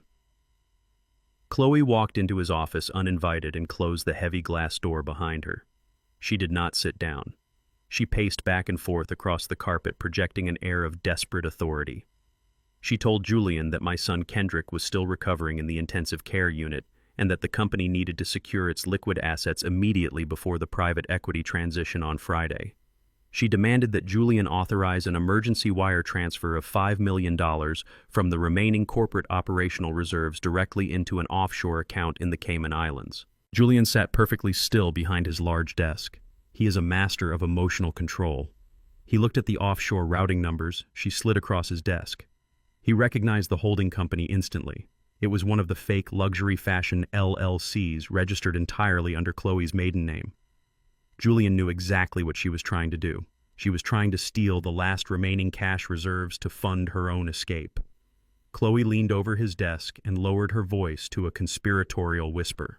She told Julian that if he pushed the wire transfer through immediately without logging it on the daily executive dashboard, she would personally ensure a $1 million consulting bonus was routed to his private retirement account. She was trying to bribe a man who already earned millions legally and who valued integrity above all else. Chloe genuinely believed that everyone in the world shared her corrupt and rotten morality. She thought $1 million would easily buy 30 years of unshakable brotherhood. I watched Julian play his role with absolute flawless precision. He allowed his eyes to widen slightly. He let his hands fidget with his pen. He played the part of a nervous, greedy corporate accountant tempted by a massive illicit payout. Julian told Chloe that the internal security protocols at Pierce Logistics were incredibly strict. He explained that a wire transfer of $5 million required dual authorization to bypass the automated fraud alerts. He said he could initiate the transfer on his end, but he absolutely needed a secondary executive signature to authorize the release of the funds. Chloe was completely blinded by her own impatience and her desperate need for the money. She did not stop to think about the legal ramifications of what she was doing. She did not consult with her corporate lawyers or her father. She simply demanded that Julian generate the authorization form immediately. Julian typed rapidly on his keyboard and printed a single sheet of paper. It was a standard internal funds release authorization, but Julian had specifically drafted the language to include the exact routing numbers of her offshore shell company and a direct acknowledgement of the origin of the funds. The origin account listed on the paper was the exact same union employee healthcare and pension reserve fund that she and Kendrick had been draining for 2 years. Julian handed her the printed document and a heavy silver pen. He told her that since Kendrick was medically incapacitated and I was supposedly stepping down, she was the only one who could sign as the acting emergency proxy. Chloe did not even read the fine print. She did not look at the account origin numbers. She just saw the $5 million waiting on the other side of the transaction. She snatched the pen from Julian's hand and signed her full legal name at the bottom of the page in bold, aggressive strokes. She handed the paper back to Julian and told him to execute the wire transfer before the banks closed at 5 o'clock. She turned around and walked out of the office, completely convinced she had just successfully robbed my company of its last remaining breath. I sat in my dark office and watched her leave the building through the security feeds. Less than 2 minutes later, my private encrypted phone vibrated on my walnut desk. It was a secure message from Julian. The message contained a high-resolution digital scan of the authorization form Chloe had just signed. I opened the image on my large monitor and stared at her sprawling, arrogant signature at the bottom of the page. A deep, cold satisfaction settled heavily into my chest. For the past 2 years, Kendrick had been the one executing the fraudulent wire transfers. Kendrick had been the one logging into the executive dashboard and moving the stolen union pension money into Chloe's dummy accounts. My son was the one who left his digital fingerprints all over the $15 million embezzlement. Chloe had intentionally kept her own hands perfectly clean. She had manipulated Kendrick into taking all the massive federal risks while she simply spent the stolen money on her failed luxury boutiques. If the federal agents had raided the company yesterday, Chloe could have easily played the role of the innocent, unaware wife. She could have cried in front of a judge and claimed she had absolutely no idea where her husband was getting the money to fund her businesses. She could have let Kendrick take the mandatory 20-year prison sentence while she walked away completely free. But greed is a fatal disease. Her desperation to secure a final $5 million golden parachute before the Friday signing had just completely destroyed her only defense. By signing that specific authorization form in Julian's office, she had officially and legally tied her own personal signature directly to the stolen union pension funds. Julian had ensured the document explicitly stated the money was being moved from the protected employee healthcare reserves into her personal offshore maiden name account. She had just provided me with the ultimate undeniable smoking gun. I printed the high-resolution scan of her signed authorization form.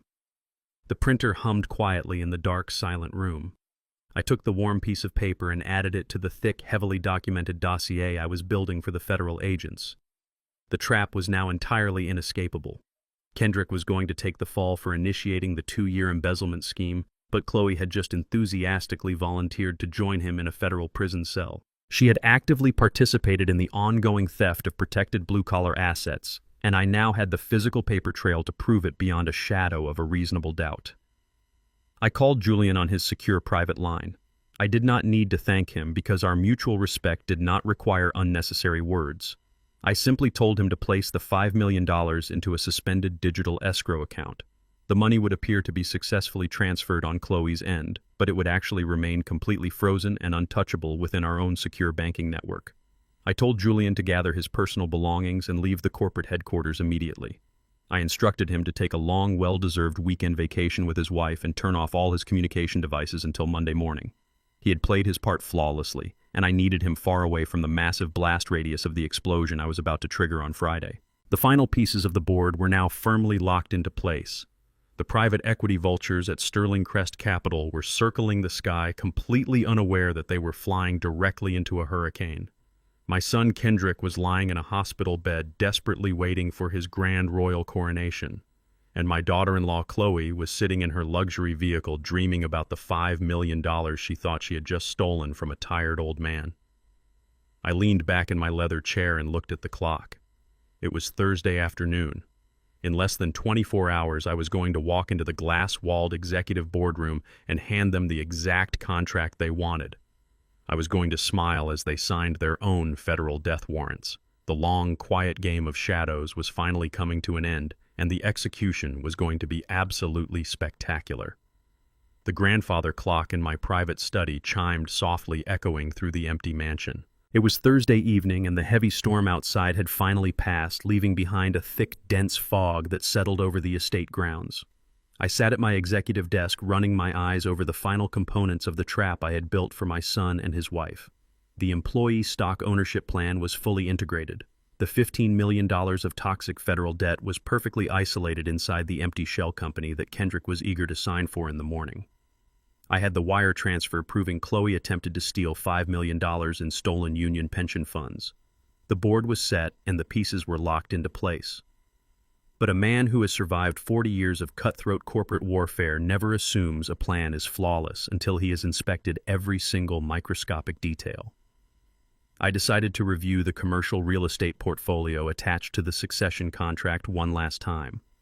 Pierce Logistics is not just a fleet of delivery trucks, it is a massive physical footprint. We own 30 commercial distribution centers across the country located in prime industrial sectors from Chicago to Atlanta.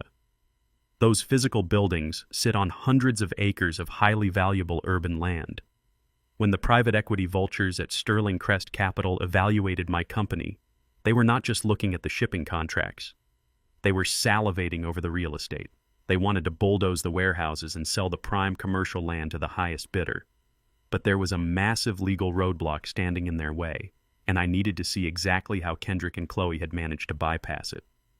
Those distribution centers were not simply owned by the corporate entity. They were legally anchored to the Vivian Pierce Memorial Trust. My late wife Vivian was a brilliant and fiercely protective woman. She was the absolute bedrock of my empire. In the early days when we were just starting out, the banks actively redlined our neighborhoods. They refused to give a black couple a commercial mortgage to buy a warehouse. We had to pool our money with our neighbors, work 3 jobs, and fight tooth and nail for every single square inch of concrete we acquired. Vivian understood that true power in this country is tied directly to the ownership of the soil beneath your feet. Before she passed away from early-onset dementia, she legally bound the core real estate of Pierce Logistics into a highly restrictive trust. She explicitly drafted a veto clause stating that the core properties could never be liquidated or sold to an outside corporate entity without her direct written consent or the expiration of a 50-year holding period. Vivian made me promise on her deathbed that the generational wealth we built would remain within our community. She wanted those warehouses to continue employing black and brown workers, providing stable union jobs for decades to come. She knew exactly how the world worked, and she knew that wealthy predators would eventually try to colonize the empire we bled to build. The veto clause was her eternal shield protecting our legacy from the grave. I pulled up the digital real estate addendums that Kendrick had attached to the back of the massive succession contract. I needed to see what complex legal loophole his high-priced corporate lawyers had exploited to override Vivian's ironclad trust. I scrolled through the dense legal filings until I reached the property release authorization forms. My eyes scanned the digital document, and the breath completely vanished from my lungs. The temperature in my private office seemed to plummet to absolute zero. There was no complex legal loophole. There was no clever corporate restructuring. At the very bottom of the property release form transferring the 30 distribution centers to the dummy holding company was a signature in dark blue ink. The signature read Vivian Pierce. I stared at the glowing monitor in absolute stunned silence. Vivian has been resting peacefully in her grave for 10 years. But the official notary stamp pressing firmly over her name was dated exactly 3 weeks ago. I zoomed in on the high-resolution scan of the signature, examining the digital ink with a cold, terrifying clarity. I knew every single curve, every loop, and every sharp angle of my late wife's handwriting. I had read thousands of her handwritten letters and signed business checks over our 40-year marriage. The signature on the screen was a masterful attempt at a forgery, but it was not Vivian. The loops were slightly too wide. The pressure of the pen was entirely too heavy.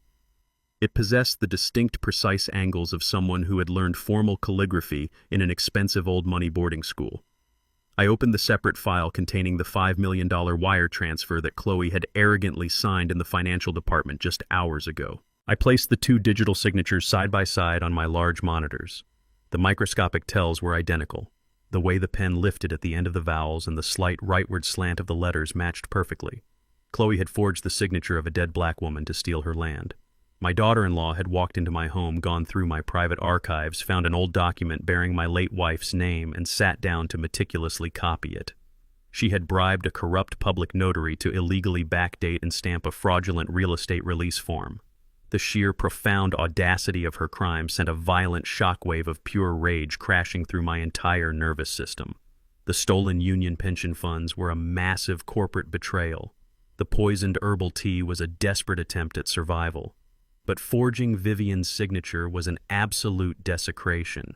It was a vile, disgusting insult to the sacred memory of the only woman I have ever truly loved. Chloe felt so deeply entitled to our wealth that she believed she could simply erase the legacy of a brilliant, hard-working black woman with a single stroke of a stolen pen.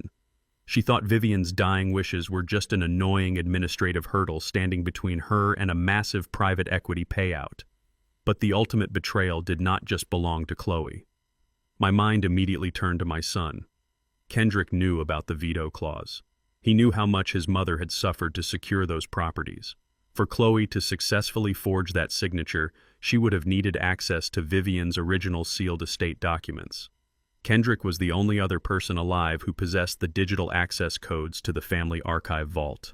My own flesh and blood had willingly unlocked the door and handed his greedy white wife the exact tools she needed to defile his own mother's grave. He watched his wife practice forging his dead mother's name, and he stood by in silent, cowardly approval because he wanted a taste of the private equity money.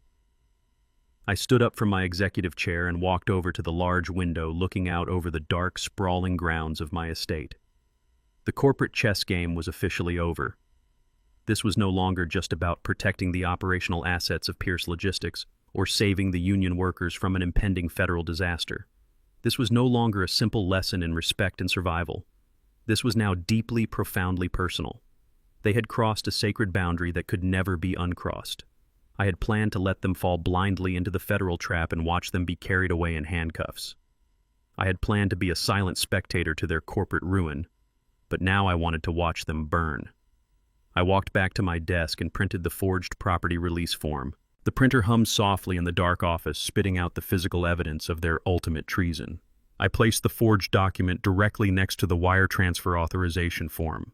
I reached for my secure phone and dialed the personal number of a highly discreet forensic handwriting expert I had kept on retainer for decades. I did not care that it was 2 a.m. I told him to come to the estate immediately. I needed a sworn, legally binding affidavit confirming the forgery before the sun came up. Chloe thought she was being exceptionally thorough by eliminating the final legal roadblock holding up the private equity sale.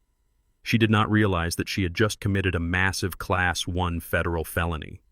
Forging a signature on a commercial real estate transfer valued at over $50 million carries a mandatory minimum sentence that makes basic embezzlement look like a minor traffic ticket. She had handed me the exact nails I needed to seal her coffin permanently. I sat back down in the dark and stared at the forged signature of my beautiful late wife. I thought about the days Vivian and I spent sweeping the floors of our very first empty warehouse, dreaming of an empire that would uplift our people. I thought about her brilliant smile and her fierce, unwavering protection of our family. I placed my hand flat against the printed paper covering the fake signature with my palm. I made a silent vow in the dark, empty room. I promised Vivian that the vultures trying to pick our legacy apart would never see the light of day as free citizens ever again. The clock on my desk ticked forward slowly, moving toward Friday morning. The grand signing in the executive boardroom was only a few short hours away. Kendrick was lying in his hospital bed dreaming of his fake coronation. Chloe was sleeping in the guest wing dreaming of her stolen millions. The private equity executives at Sterling Crest Capital were putting on their expensive suits preparing to conquer a minority empire. They were all marching happily toward the glass-walled boardroom, completely unaware that the tired old man waiting for them was no longer playing a game of business. I was preparing to unleash a biblical level of devastation upon them all, and I was going to ensure that their destruction was an absolute masterpiece. The pale light of Thursday morning crept through the heavy velvet curtains of my study. It was exactly 24 hours before the execution. I had not slept a single minute, but my mind was completely electric. Today was the day I built the gallows. I sat at my executive desk waiting for the arrival of my lead corporate attorney. His name is Gordon, and he is not the kind of lawyer who works in a shiny glass tower downtown. He is a legal predator who operates entirely in the shadows, specializing in aggressive offshore restructuring and hostile corporate defense. He arrived at my estate precisely at 6 a.m, carrying a heavy black briefcase filled with the absolute destruction of my own bloodline. I poured us 2 cups of black coffee and we got straight to work. There was no time for pleasantries. We had a $200 million empire to dissect and a lethal trap to finalize. I told Gordon my exact requirements. I did not just want to block the private equity buyout. I wanted to create a corporate Trojan horse.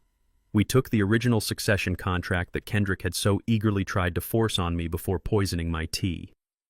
Gordon systematically gutted the core of the document, leaving the fancy legal terminology completely intact on the surface. To a lazy reader or a greedy private equity vulture, it looked exactly like the original agreement transferring the operational power of Pierce Logistics. But underneath that shiny surface, Gordon engineered a massive invisible sinkhole. We legally severed the physical assets, the trucks, the warehouses, and the lucrative union contracts, placing them entirely into the employee stock ownership plan I had executed with my board members the night before. What remained was Pierce Holdings, a hollowed-out shell company that looked identical to the real thing. But an empty shell company was not enough punishment for what my son and his wife had done. An empty shell just leaves them broke. I wanted them in federal prison. I instructed Gordon to legally fuse the $15 million of stolen union pension funds directly to the skeletal remains of Pierce Holdings. We structured the documentation so that whoever signed as the incoming executive owner would immediately assume total and sole fiduciary responsibility for the massive gaping hole in the federal ledgers. We tied Chloe's fake luxury boutique accounts, the exact destination of the embezzled money, directly to the primary financial portfolio of the hollowed-out company. Whoever claimed this company on Friday morning would be officially claiming absolute legal ownership of a massive, ongoing federal crime. Gordon stopped typing on his encrypted laptop and looked across the desk at me. He explained that transferring this level of highly toxic federal liability directly into my son's name required Kendrick's explicit executive authorization. We could not simply dump $15 million of stolen money onto him without his signature approving the internal ledger shift. And Kendrick was currently lying in a hospital bed recovering from his own paralyzing chemical weapon. But I already had this perfect solution. I unlocked the bottom drawer of my desk and pulled out a thick stack of blue corporate authorization forms. I slid them across the desk to Gordon. Kendrick always hated the tedious, grinding reality of executive paperwork. He loved the title of vice president and he loved the massive salary, but he absolutely despised the long hours required to run a national logistics empire. For the past 3 years, whenever he wanted to leave the office early to play golf at his exclusive country club or attend expensive charity galas with Chloe, he would simply pre-sign stacks of blank executive authorization forms. He would leave them on his desk so his assistants could push through routine vendor payments without bothering him on the golf course. It was a staggering display of lazy old money entitlement. He thought he was being an efficient, delegated leader. He did not realize he was handing me a loaded weapon with his fingerprints already pressed firmly onto the trigger. I watched Gordon take the pre-signed forms and feed them directly into the corporate printer. We legally backdated the transfer of the toxic debt to exactly 3 weeks ago. We used Kendrick's own authentic, arrogant signature to authorize the complete consolidation of the stolen $15 million into his personal corporate portfolio. The paper trail was absolutely flawless. If a team of federal forensic accountants audited these documents, they would not see a father framing his son. They would see a greedy, incompetent executive desperately trying to hide his massive embezzlement by shuffling the stolen funds through a maze of shell companies right before a massive private equity buyout. Kendrick had dug his own grave with his laziness, and I simply used his own shovel to push him inside. By noon, the paperwork was completely finalized. Gordon compiled the documents into a thick, leather-bound portfolio that looked exactly like the one Chloe had brought to the hospital. The trap was now a physical, living thing. Whoever signed the final succession page on Friday would be legally sealing their own fate. Gordon closed his briefcase and looked at me with a deep, silent respect. He had orchestrated hostile takeovers and brutal corporate divorces for 30 years, but he had never seen a man methodically dismantle his own bloodline with such cold, terrifying precision. He shook my hand and walked out of the study, leaving me completely alone with the loaded weapon. I looked at the thick portfolio resting on my desk. The corporate maneuvering was officially over. Now it was time to invite the executioners to the stage. I picked up my secure mobile phone and dialed a direct unlisted number for the Regional Enforcement Director of the Securities and Exchange Commission. I did not go through the standard whistleblower hotline. A man with my level of influence has direct access to the people who hold the power to destroy lives. The director answered on the second ring. I did not identify myself immediately. I simply told him that the massive discrepancy in the Pierce Logistics Union Healthcare Fund was not a clerical error, but an active, ongoing embezzlement of $15 million. The director immediately went silent, demanding to know my identity and my source. I spoke clearly and slowly, ensuring my voice carried the heavy, absolute authority of a man who dictates the terms of engagement.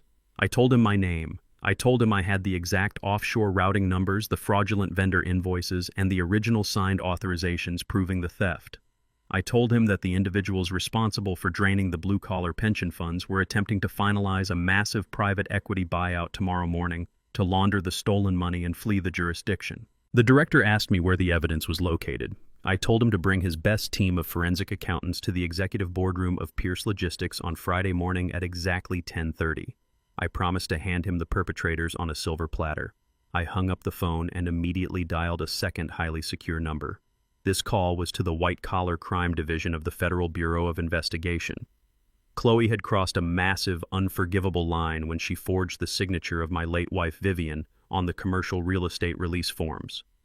The SEC handles financial theft, but forging a signature on a $50 million commercial property transfer is a severe federal felony that falls directly under the jurisdiction of the FBI.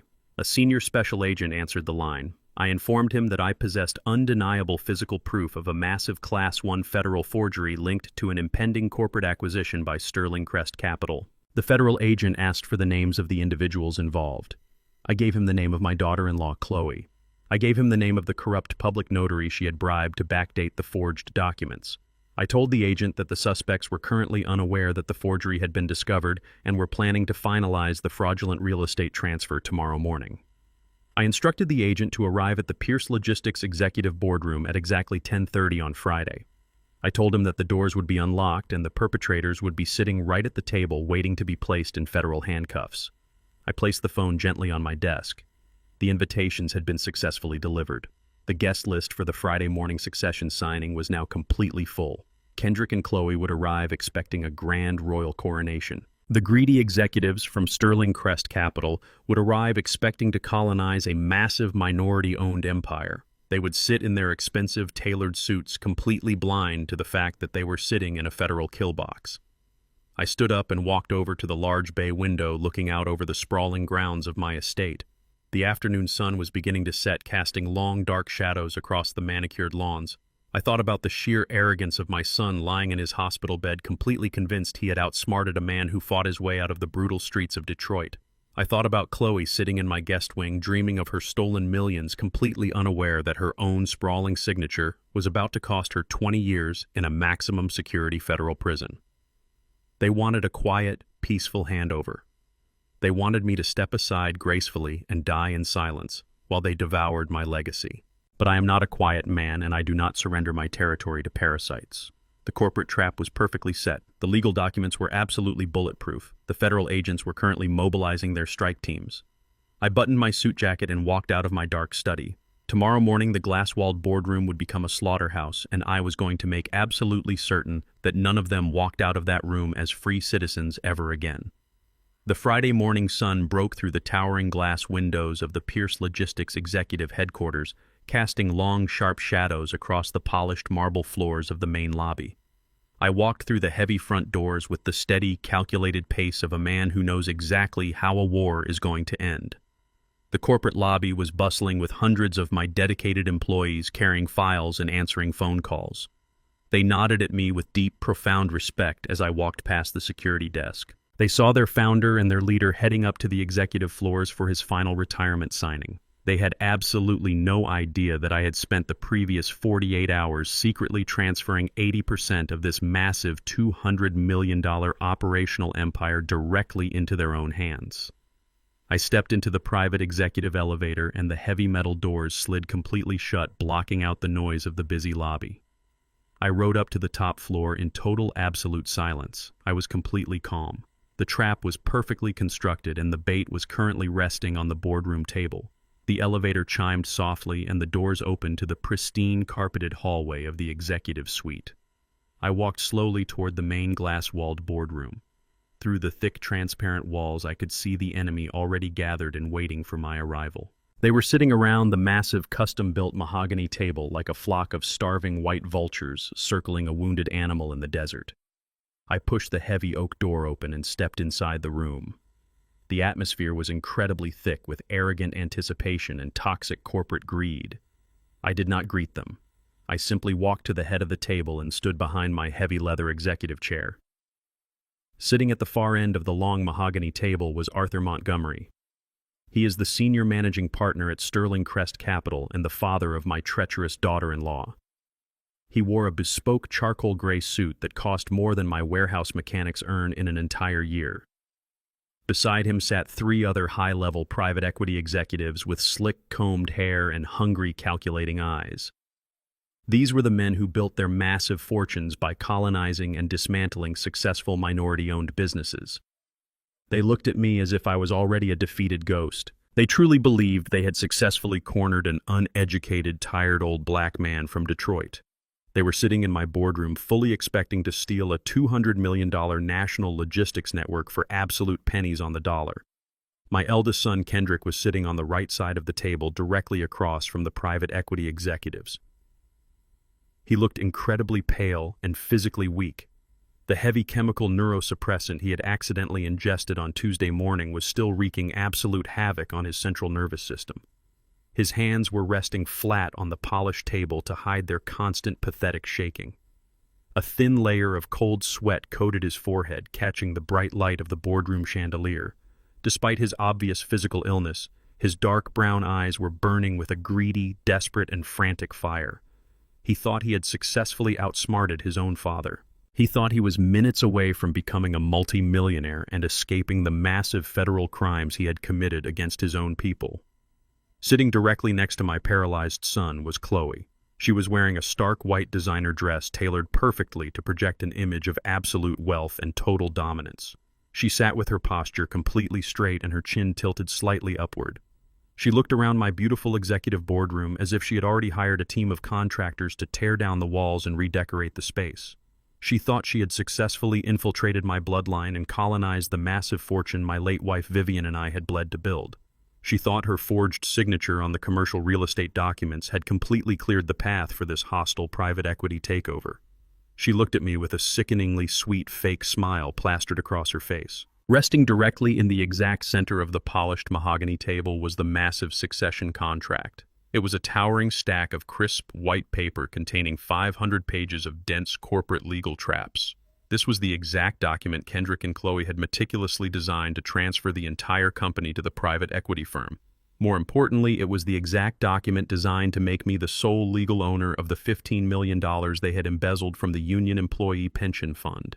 They truly and deeply believed this giant stack of paper was my absolute death sentence. They expected me to blindly sign my name and walk directly into a mandatory 20-year federal prison sentence so they could flee the country with their stolen millions. They did not know that my shadow corporate attorney Gordon had spent all of Thursday secretly hollowing out the entire legal structure of the contract. They did not know that the document resting on the table no longer transferred a thriving logistics empire. It transferred Pierce Holdings, which was now a completely empty radioactive shell company.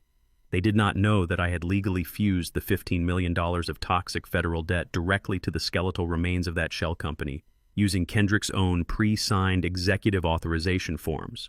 Whoever signed as the incoming executive owner today would immediately assume total and sole fiduciary responsibility for a massive ongoing federal crime.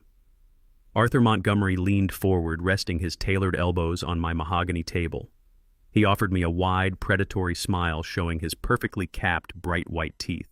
He spoke with the smooth, practiced voice of a man who makes his living destroying other people's dreams. He told me it was a highly historic day for Pierce Logistics and for my family legacy. He said his private equity firm was deeply honored to take the heavy burden of corporate leadership off my tired, aging shoulders. He promised me that they would maximize the potential of the company and take it to incredible new heights. I did not smile back at him. I simply looked directly into his arrogant eyes and told him I completely agreed that today would be a highly historic and absolutely unforgettable day for every single person sitting in this room. Chloe stood up gracefully from her leather chair and picked up the massive 500-page document.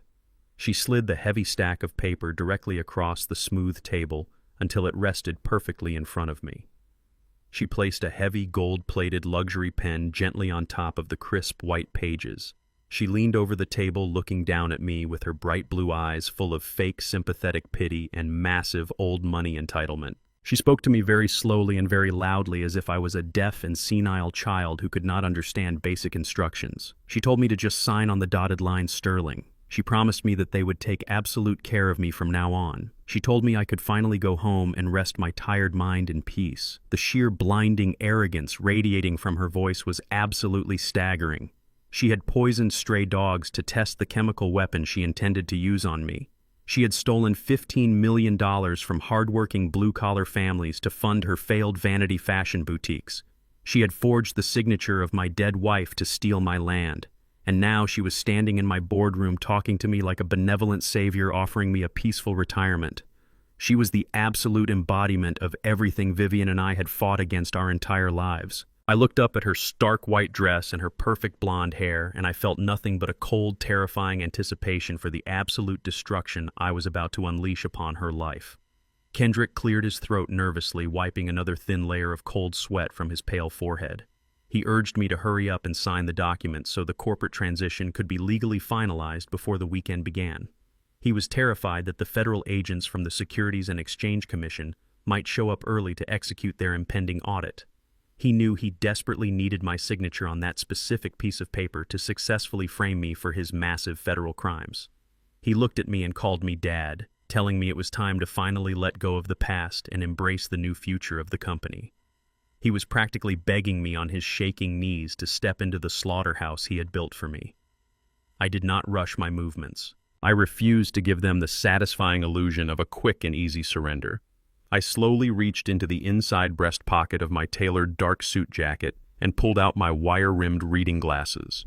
I unfolded the metal frames with deliberate and incredibly precise movements. I placed the glasses carefully on my face, adjusting them slowly behind my ears. The entire glass-walled boardroom fell completely and utterly silent. The private equity executives sitting at the table were holding their breath, watching my hands like hawks. Chloe was gripping the edge of the mahogany table so hard her knuckles were turning completely white with eager, violent anticipation. Kendrick was staring at the gold-plated pen resting on the contract as if it was a magic wand about to grant his deepest and darkest financial wishes. I reached out my right hand and picked up my personal ceramic mug filled with hot, bitter black coffee. I brought the rim of the mug to my lips and took a very long, very slow sip, letting the dark liquid wash over my tongue. I let the absolute heavy silence stretch out until the tension in the room became physically unbearable. The air was so thick with their greedy desperation it felt like a living, breathing entity inside the room. I set the coffee mug back down on the wooden coaster with a soft, quiet thud. I looked around the long table, making direct, unflinching eye contact with every single trader sitting in my boardroom. I looked at Arthur Montgomery and his vulture executives. I looked at Chloe and her arrogant white smile. I looked at my treacherous, weak son sweating in his tailored suit. They were all smiling inward, waiting eagerly for their final glorious victory. I slowly reached down and picked up the heavy gold-plated pen. I held the heavy gold-plated pen in my right hand, feeling the cold metal against my skin. The 500-page succession contract sat directly in front of me, perfectly aligned on the polished mahogany table. Every single eye in the glass-walled boardroom was locked onto my fingers. Kendrick was leaning forward, his breathing shallow and erratic. Chloe was perfectly still, her blue eyes wide with greedy anticipation. Arthur Montgomery and his private equity vultures watched me with silent, predatory focus. They were all waiting for the final stroke of ink that would legally transfer my $200 million empire into their waiting hands. I lowered the tip of the pen to the thick white paper. I did not hesitate. I did not let my hand tremble. I signed my name, Sterling Pierce, in bold, sweeping letters on the first signature line. I turned the page and signed the second line. I moved methodically through the document, signing my name exactly where Gordon, my shadow corporate attorney, had instructed me to sign. Each stroke of the pen legally bound the $15 million of toxic federal debt and the stolen union pension funds directly to the empty shell company they were about to acquire. The moment my pen lifted from the final page, the entire atmosphere in the room shifted instantly. Chloe did not even wait for me to close the leather binder. She lunged forward across the mahogany table, her perfectly manicured fingers snatching the heavy stack of papers with desperate, violent speed. She pulled the contract against her chest, as if she had just stolen a priceless diamond from a museum. The sweet, caring daughter-in-law facade evaporated entirely. The mask of the devoted wife melted away, leaving only the cold, arrogant reality of an entitled woman who believed she had just conquered a lesser bloodline. Her bright blue eyes locked onto mine, and her lips curled into a cruel, victorious smirk. "You should have retired years ago, old man," she said, her voice dripping with absolute venom and profound disrespect. "You held on to this place way too long. Now we can finally do things the right way." I looked at her face, absorbing her insults without flinching. She was standing in the boardroom I built with my own sweat, clutching a legally radioactive document and insulting my intelligence. I let her feel invincible because pride is the absolute fastest path to total destruction. Arthur Montgomery stood up from his chair, smoothing the front of his tailored charcoal suit. He looked at the signed contracts in his daughter's hands, and a wide, predatory smile spread across his face. He had spent his entire career identifying successful minority-owned businesses and dismantling them for parts, and he truly believed he had just scored his greatest victory. He turned his attention to my son. Kendrick was still pale and sweating from the lingering effects of the neurosuppressant, but a massive grin was breaking across his face. He thought he was finally stepping out of my massive shadow. Arthur reached across the wide mahogany table and extended his hand. Kendrick eagerly grabbed it, shaking it with desperate, pathetic enthusiasm.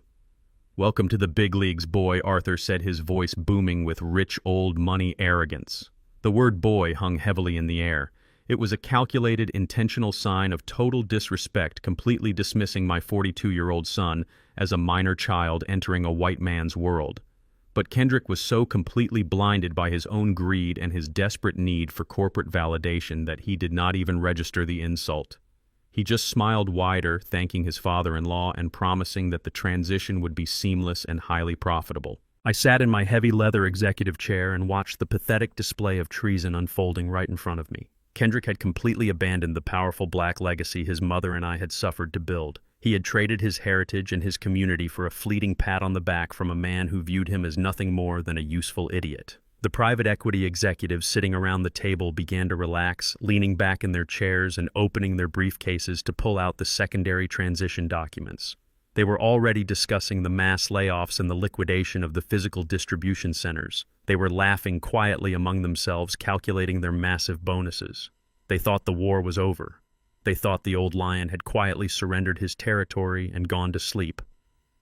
I slowly took the wire-rimmed reading glasses off my face and folded them carefully, placing them inside the breast pocket of my suit jacket. I placed the heavy gold-plated pen back onto the wooden coaster. The small metallic click of the pen hitting the wood echoed sharply in the large glass-walled room. I placed both of my hands flat against the cool, polished surface of the mahogany table. I pushed myself up slowly, rising to my full height. I am 74 years old, but I have maintained the physical discipline and the broad shoulders of a man who spent his youth unloading freight trucks by hand. As I stood up, the casual celebrating in the boardroom began to die down. Arthur Montgomery stopped speaking to his executives. Chloe stopped clutching the contract and looked at me with a sudden flicker of annoyance. Kendrick swallowed hard, his eyes darting nervously toward the glass doors. They expected me to shuffle out of the room in quiet defeat. They did not expect me to stand tall and project an aura of absolute terrifying authority.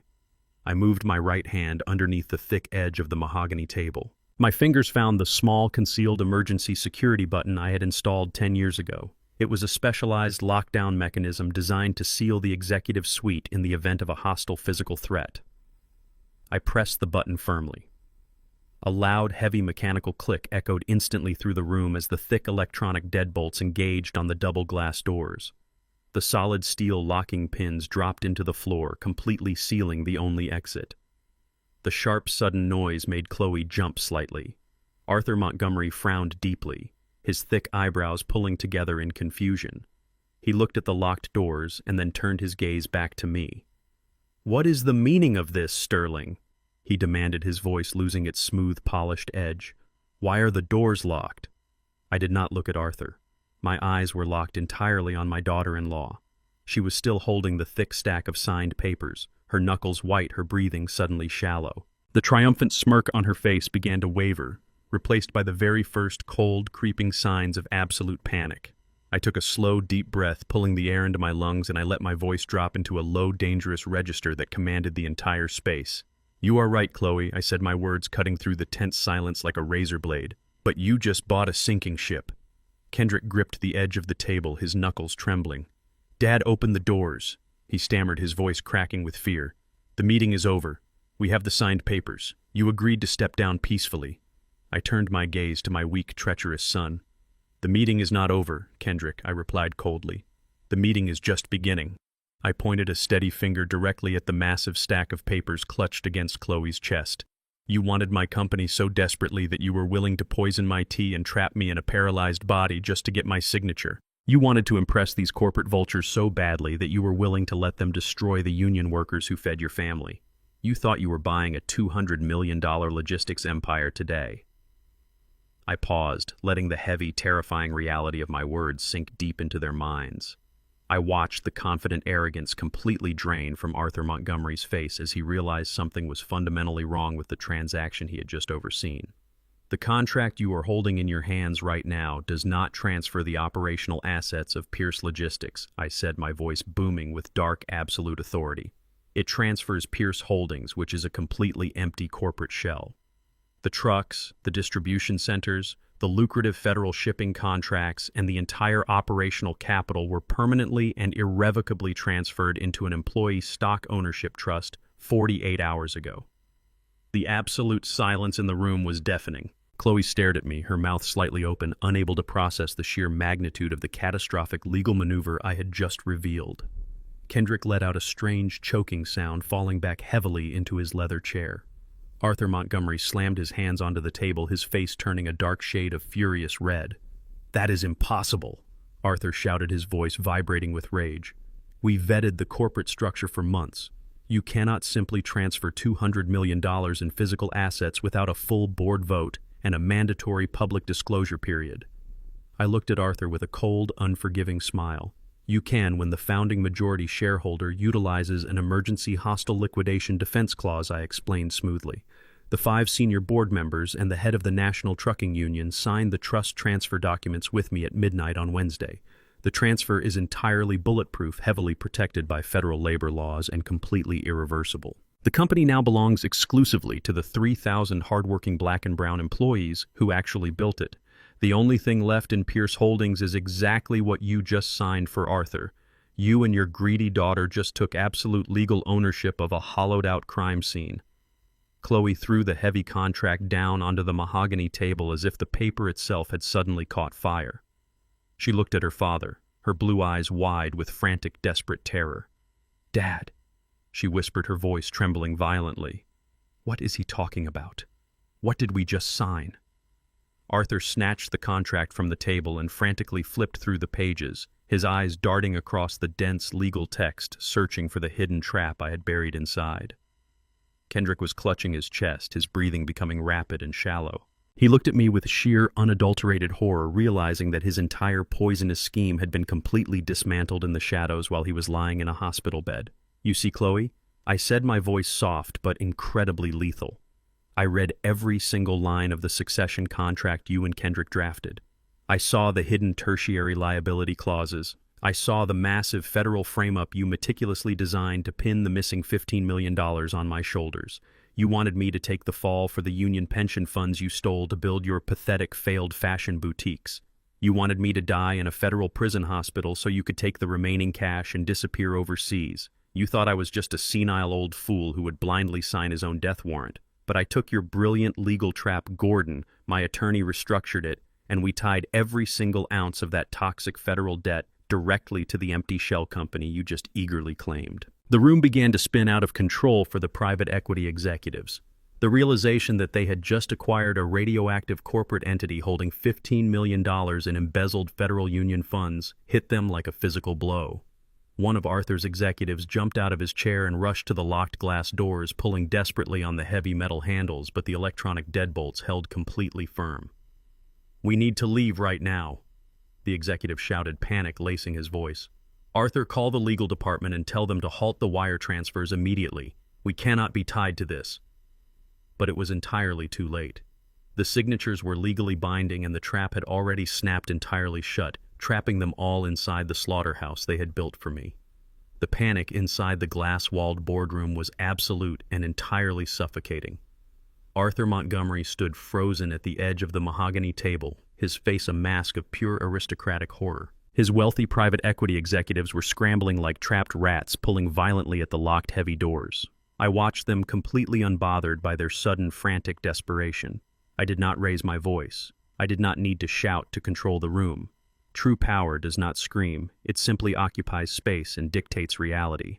I walked slowly toward the media console built seamlessly into the wall behind my executive chair.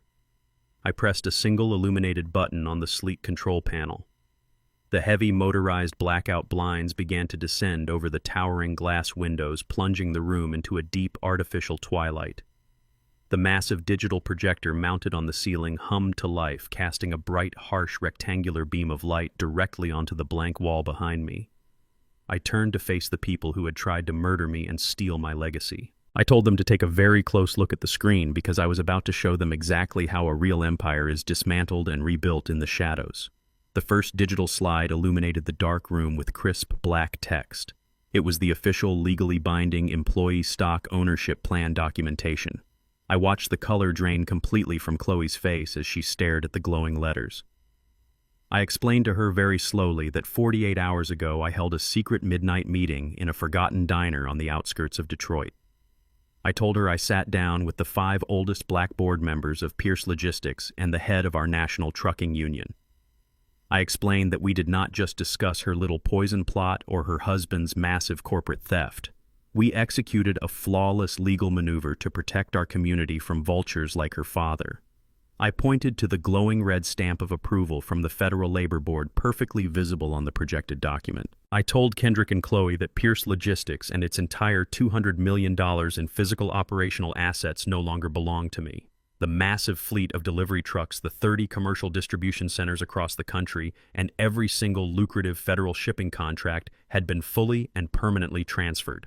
I told them with absolute chilling calm that the company now belonged entirely to the 3,000 hardworking truck drivers, mechanics, and warehouse managers who actually built it with their own sweat. Kendrick gripped his chest, his breathing turning into sharp, ragged gasps. He looked at the massive 500-page contract resting on the mahogany table and then looked back at the glowing projector screen. He stammered frantically, claiming that the document he just signed specifically transferred all corporate power to him and the private equity firm. I clicked the remote control in my hand and advanced to the next slide. I told my treacherous son that he was an arrogant, lazy fool who never bothered to read the fine print. I explained that the document he just eagerly signed did not transfer Pierce Logistics. I highlighted the specific legal phrasing on the screen, showing them the exact entity they had just legally acquired. I told him he just signed over Pierce Holdings LLC. I explained that Pierce Holdings was a hollowed-out corporate shell, a completely empty skeleton that my offshore attorney Gordon had brilliantly severed from the physical operational assets just yesterday. I watched Arthur Montgomery stagger backward until his back hit the glass wall. He realized his elite private equity firm had just purchased absolutely nothing. He had assumed my company was an easy target because he viewed black business owners as uneducated amateurs who could be easily overwhelmed by complex legal paperwork. His deep racial arrogance blinded him to the massive gaping sinkhole I had dug directly under his expensive Italian leather shoes. Chloe began to shake uncontrollably, her white designer dress trembling under the harsh light of the projector. She tried to compose herself, insisting that even an empty shell company could simply be dissolved in bankruptcy court. She truly believed she could still walk away completely free and return to her high society life. I smiled a cold, unforgiving smile and clicked the remote control one final time. The screen flashed with a new set of highly detailed financial documents. These were not operational contracts. They were the highly classified internal debt ledgers. I watched Chloe's blue eyes widen in pure, unadulterated terror as she recognized the offshore routing numbers displayed in massive, bold font. I explained to the entire locked room that Pierce Holdings was not just an empty shell company. It was a massive radioactive crime scene. I told them that the shell company they just legally acquired was holding exactly $15 million in highly toxic federal debt. I pointed to the specific line items showing the stolen union employee pension funds and the stolen healthcare reserves. I explained that they had just assumed total and absolute fiduciary responsibility for the massive ongoing embezzlement scheme they had secretly orchestrated over the past 2 years. Kendrick tried to speak, but his throat was completely dry. He tried to deny any knowledge of the missing $15 million. I looked at him with profound disgust and explained exactly how I had weaponized his own lazy executive habits against him. I told him that I used the stacks of blank executive authorization forms he constantly pre-signed so he could leave work early to play golf. I explained that Gordon and I legally backdated those forms to transfer the entire $15 million stolen pension debt directly into his personal corporate portfolio. I told Kendrick that his authentic, arrogant signature was the only thing authorizing the consolidation of the stolen federal funds into the empty shell company he just bought. I turned my attention back to Chloe, who was now hyperventilating near the edge of the mahogany table. I told her I knew all about her failed luxury fashion boutiques and the dummy limited liability companies registered under her maiden name. I explained that the $15 million of stolen pension funds had been legally tied directly to her personal offshore accounts. The wealthy private equity executives from Sterling Crest Capital were now completely panicking. They were wealthy men who hid behind corporate shields and expensive lawyers, but they knew exactly what happened when federal funds went missing. Arthur Montgomery stepped forward, his face a mask of desperate fury, and demanded that I unlock the doors so he could call his legal team to void the contract. I ignored his pathetic demands and continued my systematic destruction of their entire world. I told them that they were all officially bound to the massive federal crime resting on the table. I explained that the 500-page succession document they just eagerly signed included a deeply buried tertiary liability clause. I told Arthur that by co-signing as the acquiring financial entity, his private equity firm was now legally complicit in laundering $15 million of stolen blue-collar pension money. I watched the powerful white billionaire realize that his entire legacy, his firm, and his personal freedom had just been completely obliterated by a 74-year-old black man he had severely underestimated. I walked slowly around the long mahogany table, my footsteps echoing in the quiet enclosed space. I looked down at Kendrick, who was now weeping openly, his face buried in his trembling hands. I felt absolutely zero pity for the man sitting in that chair. He had willingly poisoned his own father to avoid facing the consequences of his greed. I told him that the federal agents from the Securities and Exchange Commission were already conducting a massive audit of the union pension ledgers. I explained that the audit was scheduled for next month, but I had made a personal phone call to the regional enforcement director to expedite their arrival. I told Kendrick that the federal agents were no longer searching for the missing money because I had already handed them the exact offshore routing numbers and the fraudulent vendor invoices. I explained that the federal authorities were currently standing in the lobby of this very building waiting for the clock to strike 10:30. Chloe dropped to her knees on the thick corporate carpet, her pristine white dress bunching up around her legs. She was sobbing hysterically, begging me to let her tear up the contract and pretending she knew nothing about the stolen money. I looked down at her fake tears and felt a deep, powerful sense of justice.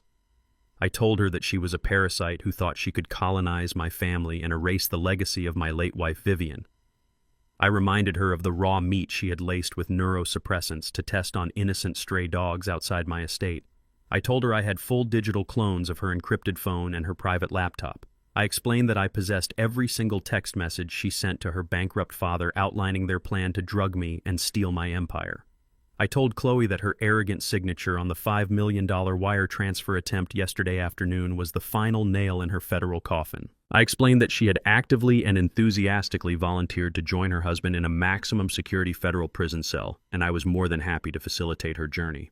The projector screen glowed brightly behind me, displaying the undeniable proof of their utter destruction. The red numbers indicating the $15 million of toxic debt stared back at them like a digital death sentence. They had tried to push me out of my own company, assuming I was just a tired old man ready to surrender my territory. They assumed they could steal the generational wealth I built and use it to save their own failed aristocratic bloodline. They forgot that I survived the brutal streets of Detroit by reading the room and punishing my enemies with absolute flawless precision. They were entirely trapped inside a locked glass room holding a contract that guaranteed their federal prosecution. I stood tall at the head of the table, my posture perfectly straight and my mind sharper than it had been in decades. The execution was completely finished, and the slaughterhouse was perfectly silent. The air inside the glass-walled executive boardroom turned instantly thick and suffocating. The reality of the $15 million toxic federal debt crashed down upon the private equity executives with the brutal force of a collapsing building. Arthur Montgomery stood completely frozen at the far end of the long mahogany table. The arrogant, aristocratic smirk that had been plastered across his face just moments before completely melted away. He looked down at the massive 500-page succession contract resting on the polished wood. The signature he had just provided as the acquiring financial entity was no longer a symbol of his corporate conquest.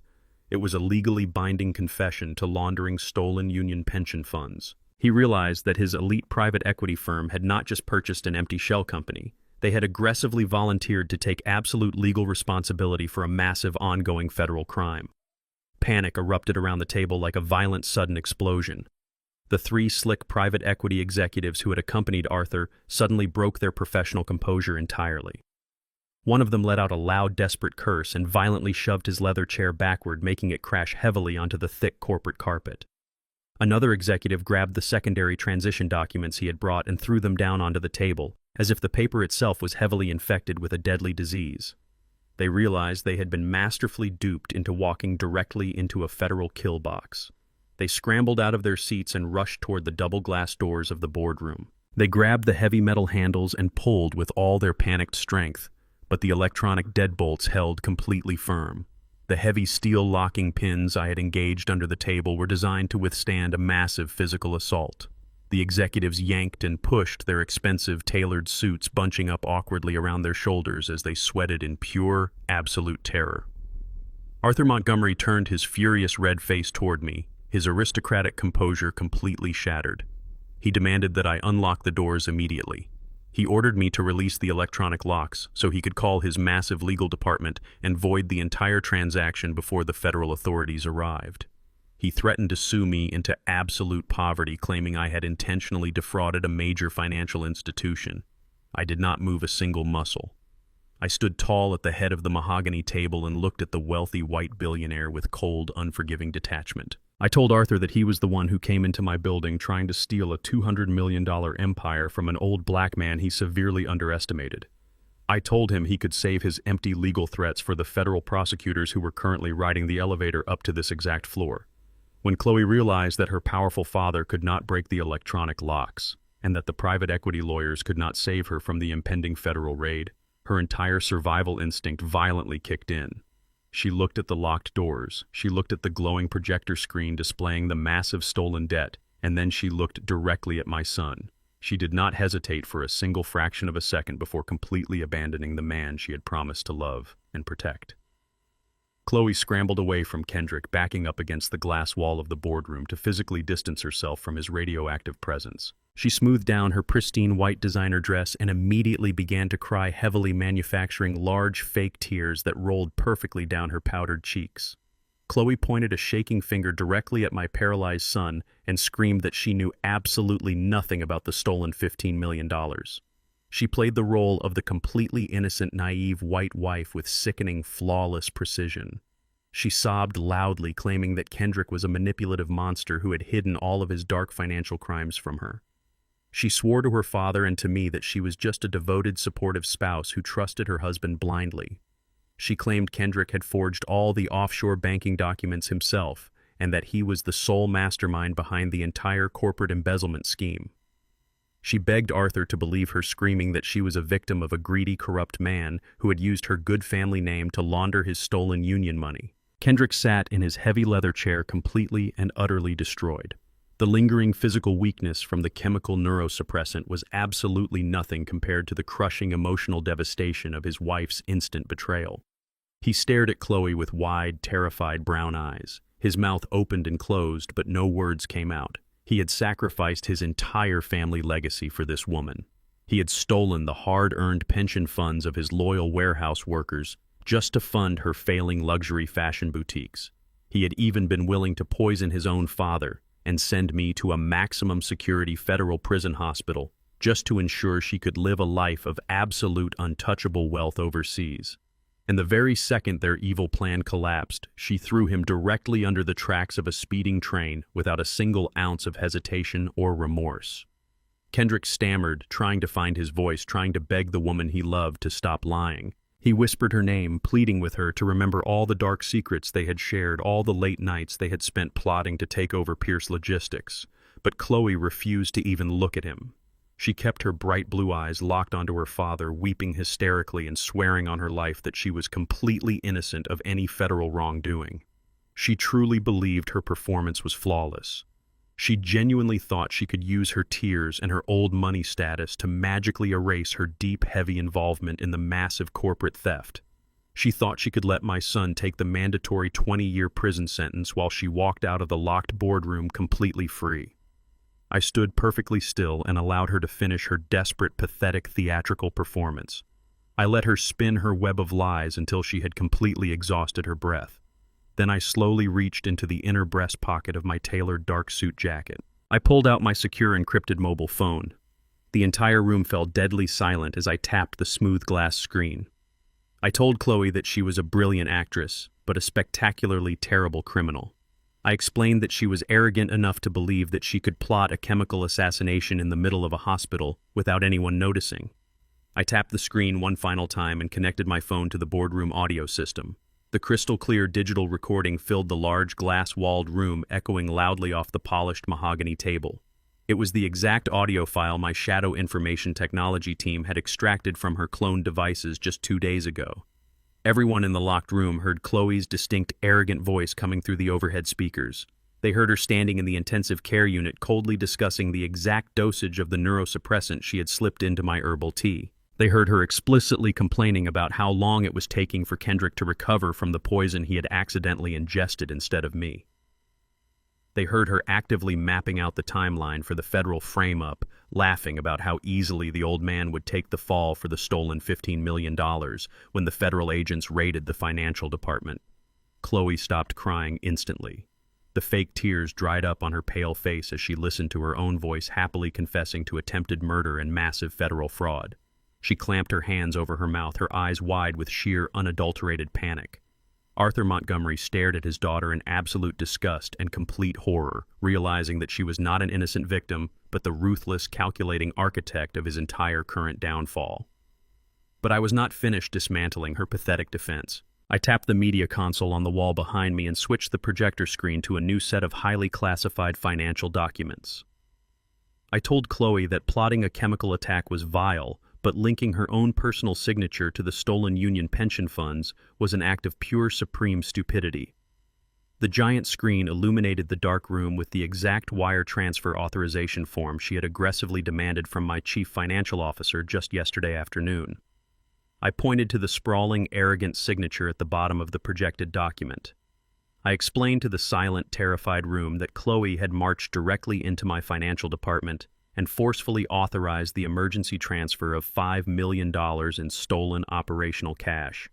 I traced the routing numbers on the screen showing how she explicitly directed the stolen blue-collar pension money directly into her own personal offshore dummy corporations registered entirely under her maiden name. I told her that she had deliberately and enthusiastically created a massive, undeniable paper trail linking herself directly to the ongoing corporate embezzlement.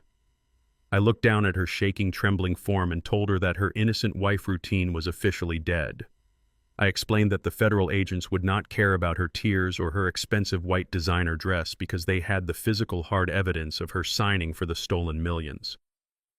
I told Chloe she had actively and willingly volunteered to join her husband in a cold, concrete federal prison cell.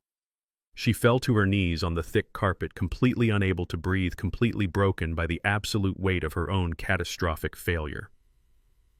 The trap I had patiently constructed in the deep shadows was now fully violently sprung, and there was absolutely no escape for any of them.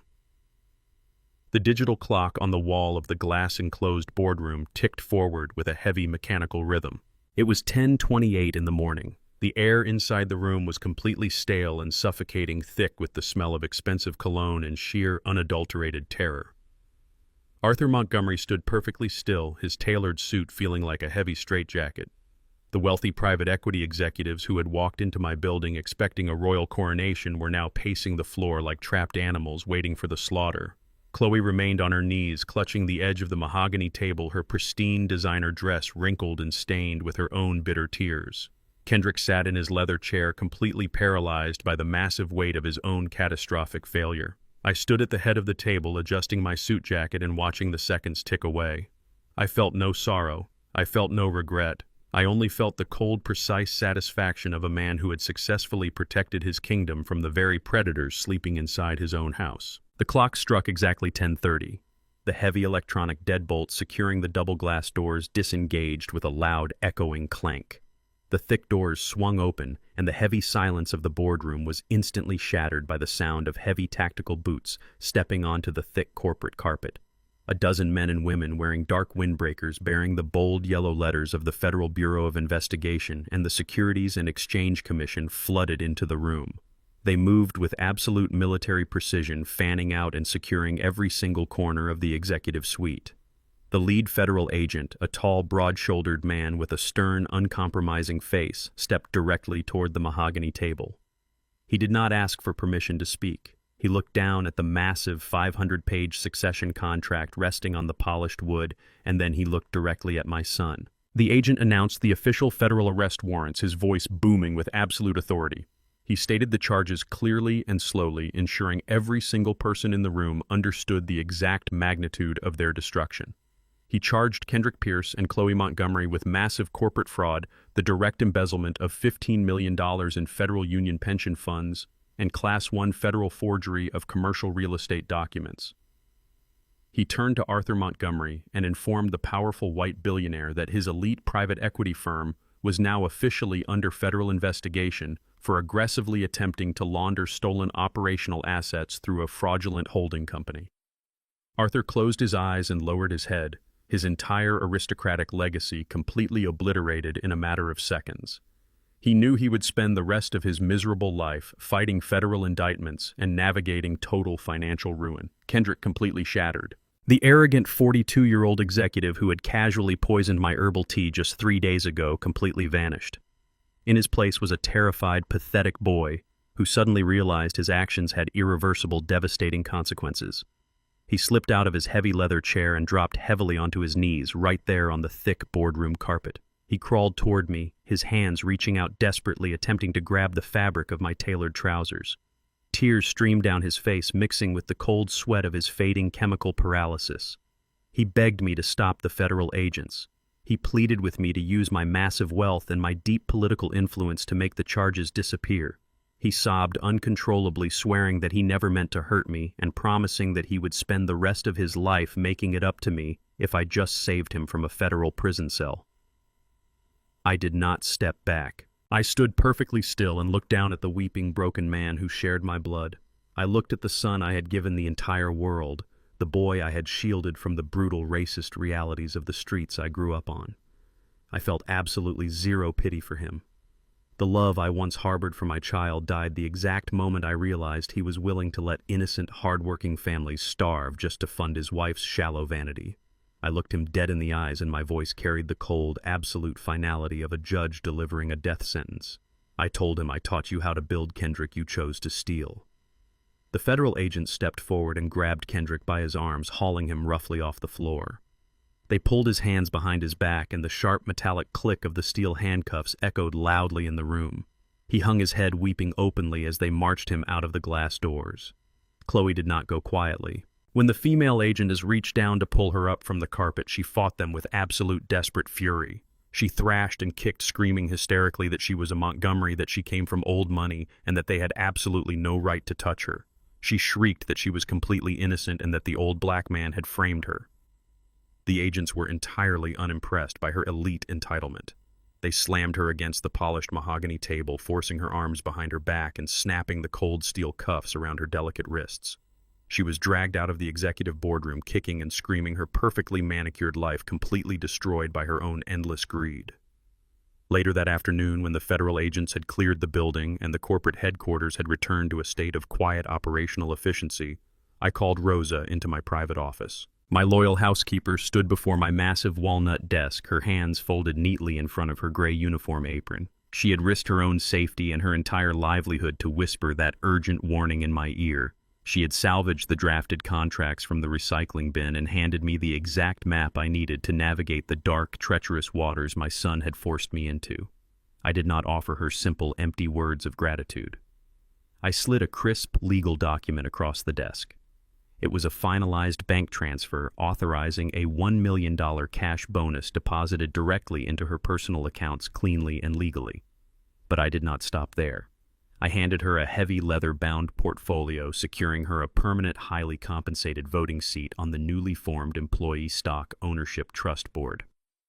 I told her that empires are not built by those who wear expensive suits, but by those who observe the shadows and remain fiercely loyal to the truth. She wept silently, placing her hand over her heart, knowing her family would never have to struggle for generations to come. I buttoned my tailored suit jacket and walked out of my private office. I walked down the long, carpeted hallway and stepped into the executive elevator. When the doors opened to the main lobby, hundreds of my employees were standing there. The union mechanics, the truck drivers, and the warehouse managers had all heard the news of the massive trust transfer. They looked at me with a profound, deeply rooted reverence. I had not just saved their pensions from the private equity vultures. I had given them the entire kingdom. I walked through the heavy front doors and stepped out into the bright, warm afternoon sunlight. The air was crisp and completely clear. I was 74 years old, and I walked down the concrete steps as the true, undisputed king of my empire, leaving the traitors to rot entirely in the dark. True generational wealth is not merely a transfer of money. It is the transfer of character, resilience, and integrity. When you attempt to skip the sweat of the climb and steal the summit, you build your castle on quicksand. Privilege without principles will always blind you to the quiet intelligence of those you underestimate. Age does not equate to weakness, and silence is rarely a sign of surrender. In the end, those who scheme in the shadows will always be exposed by the light, discovering too late that the ultimate trap was the one they set for themselves. If this story resonated with you, let me know what you would have done in my position in the comments below. Please hit the like button and subscribe to the channel to hear more stories of people who refuse to let their worth be underestimated. Keep building your legacy, and never let anyone steal your crown.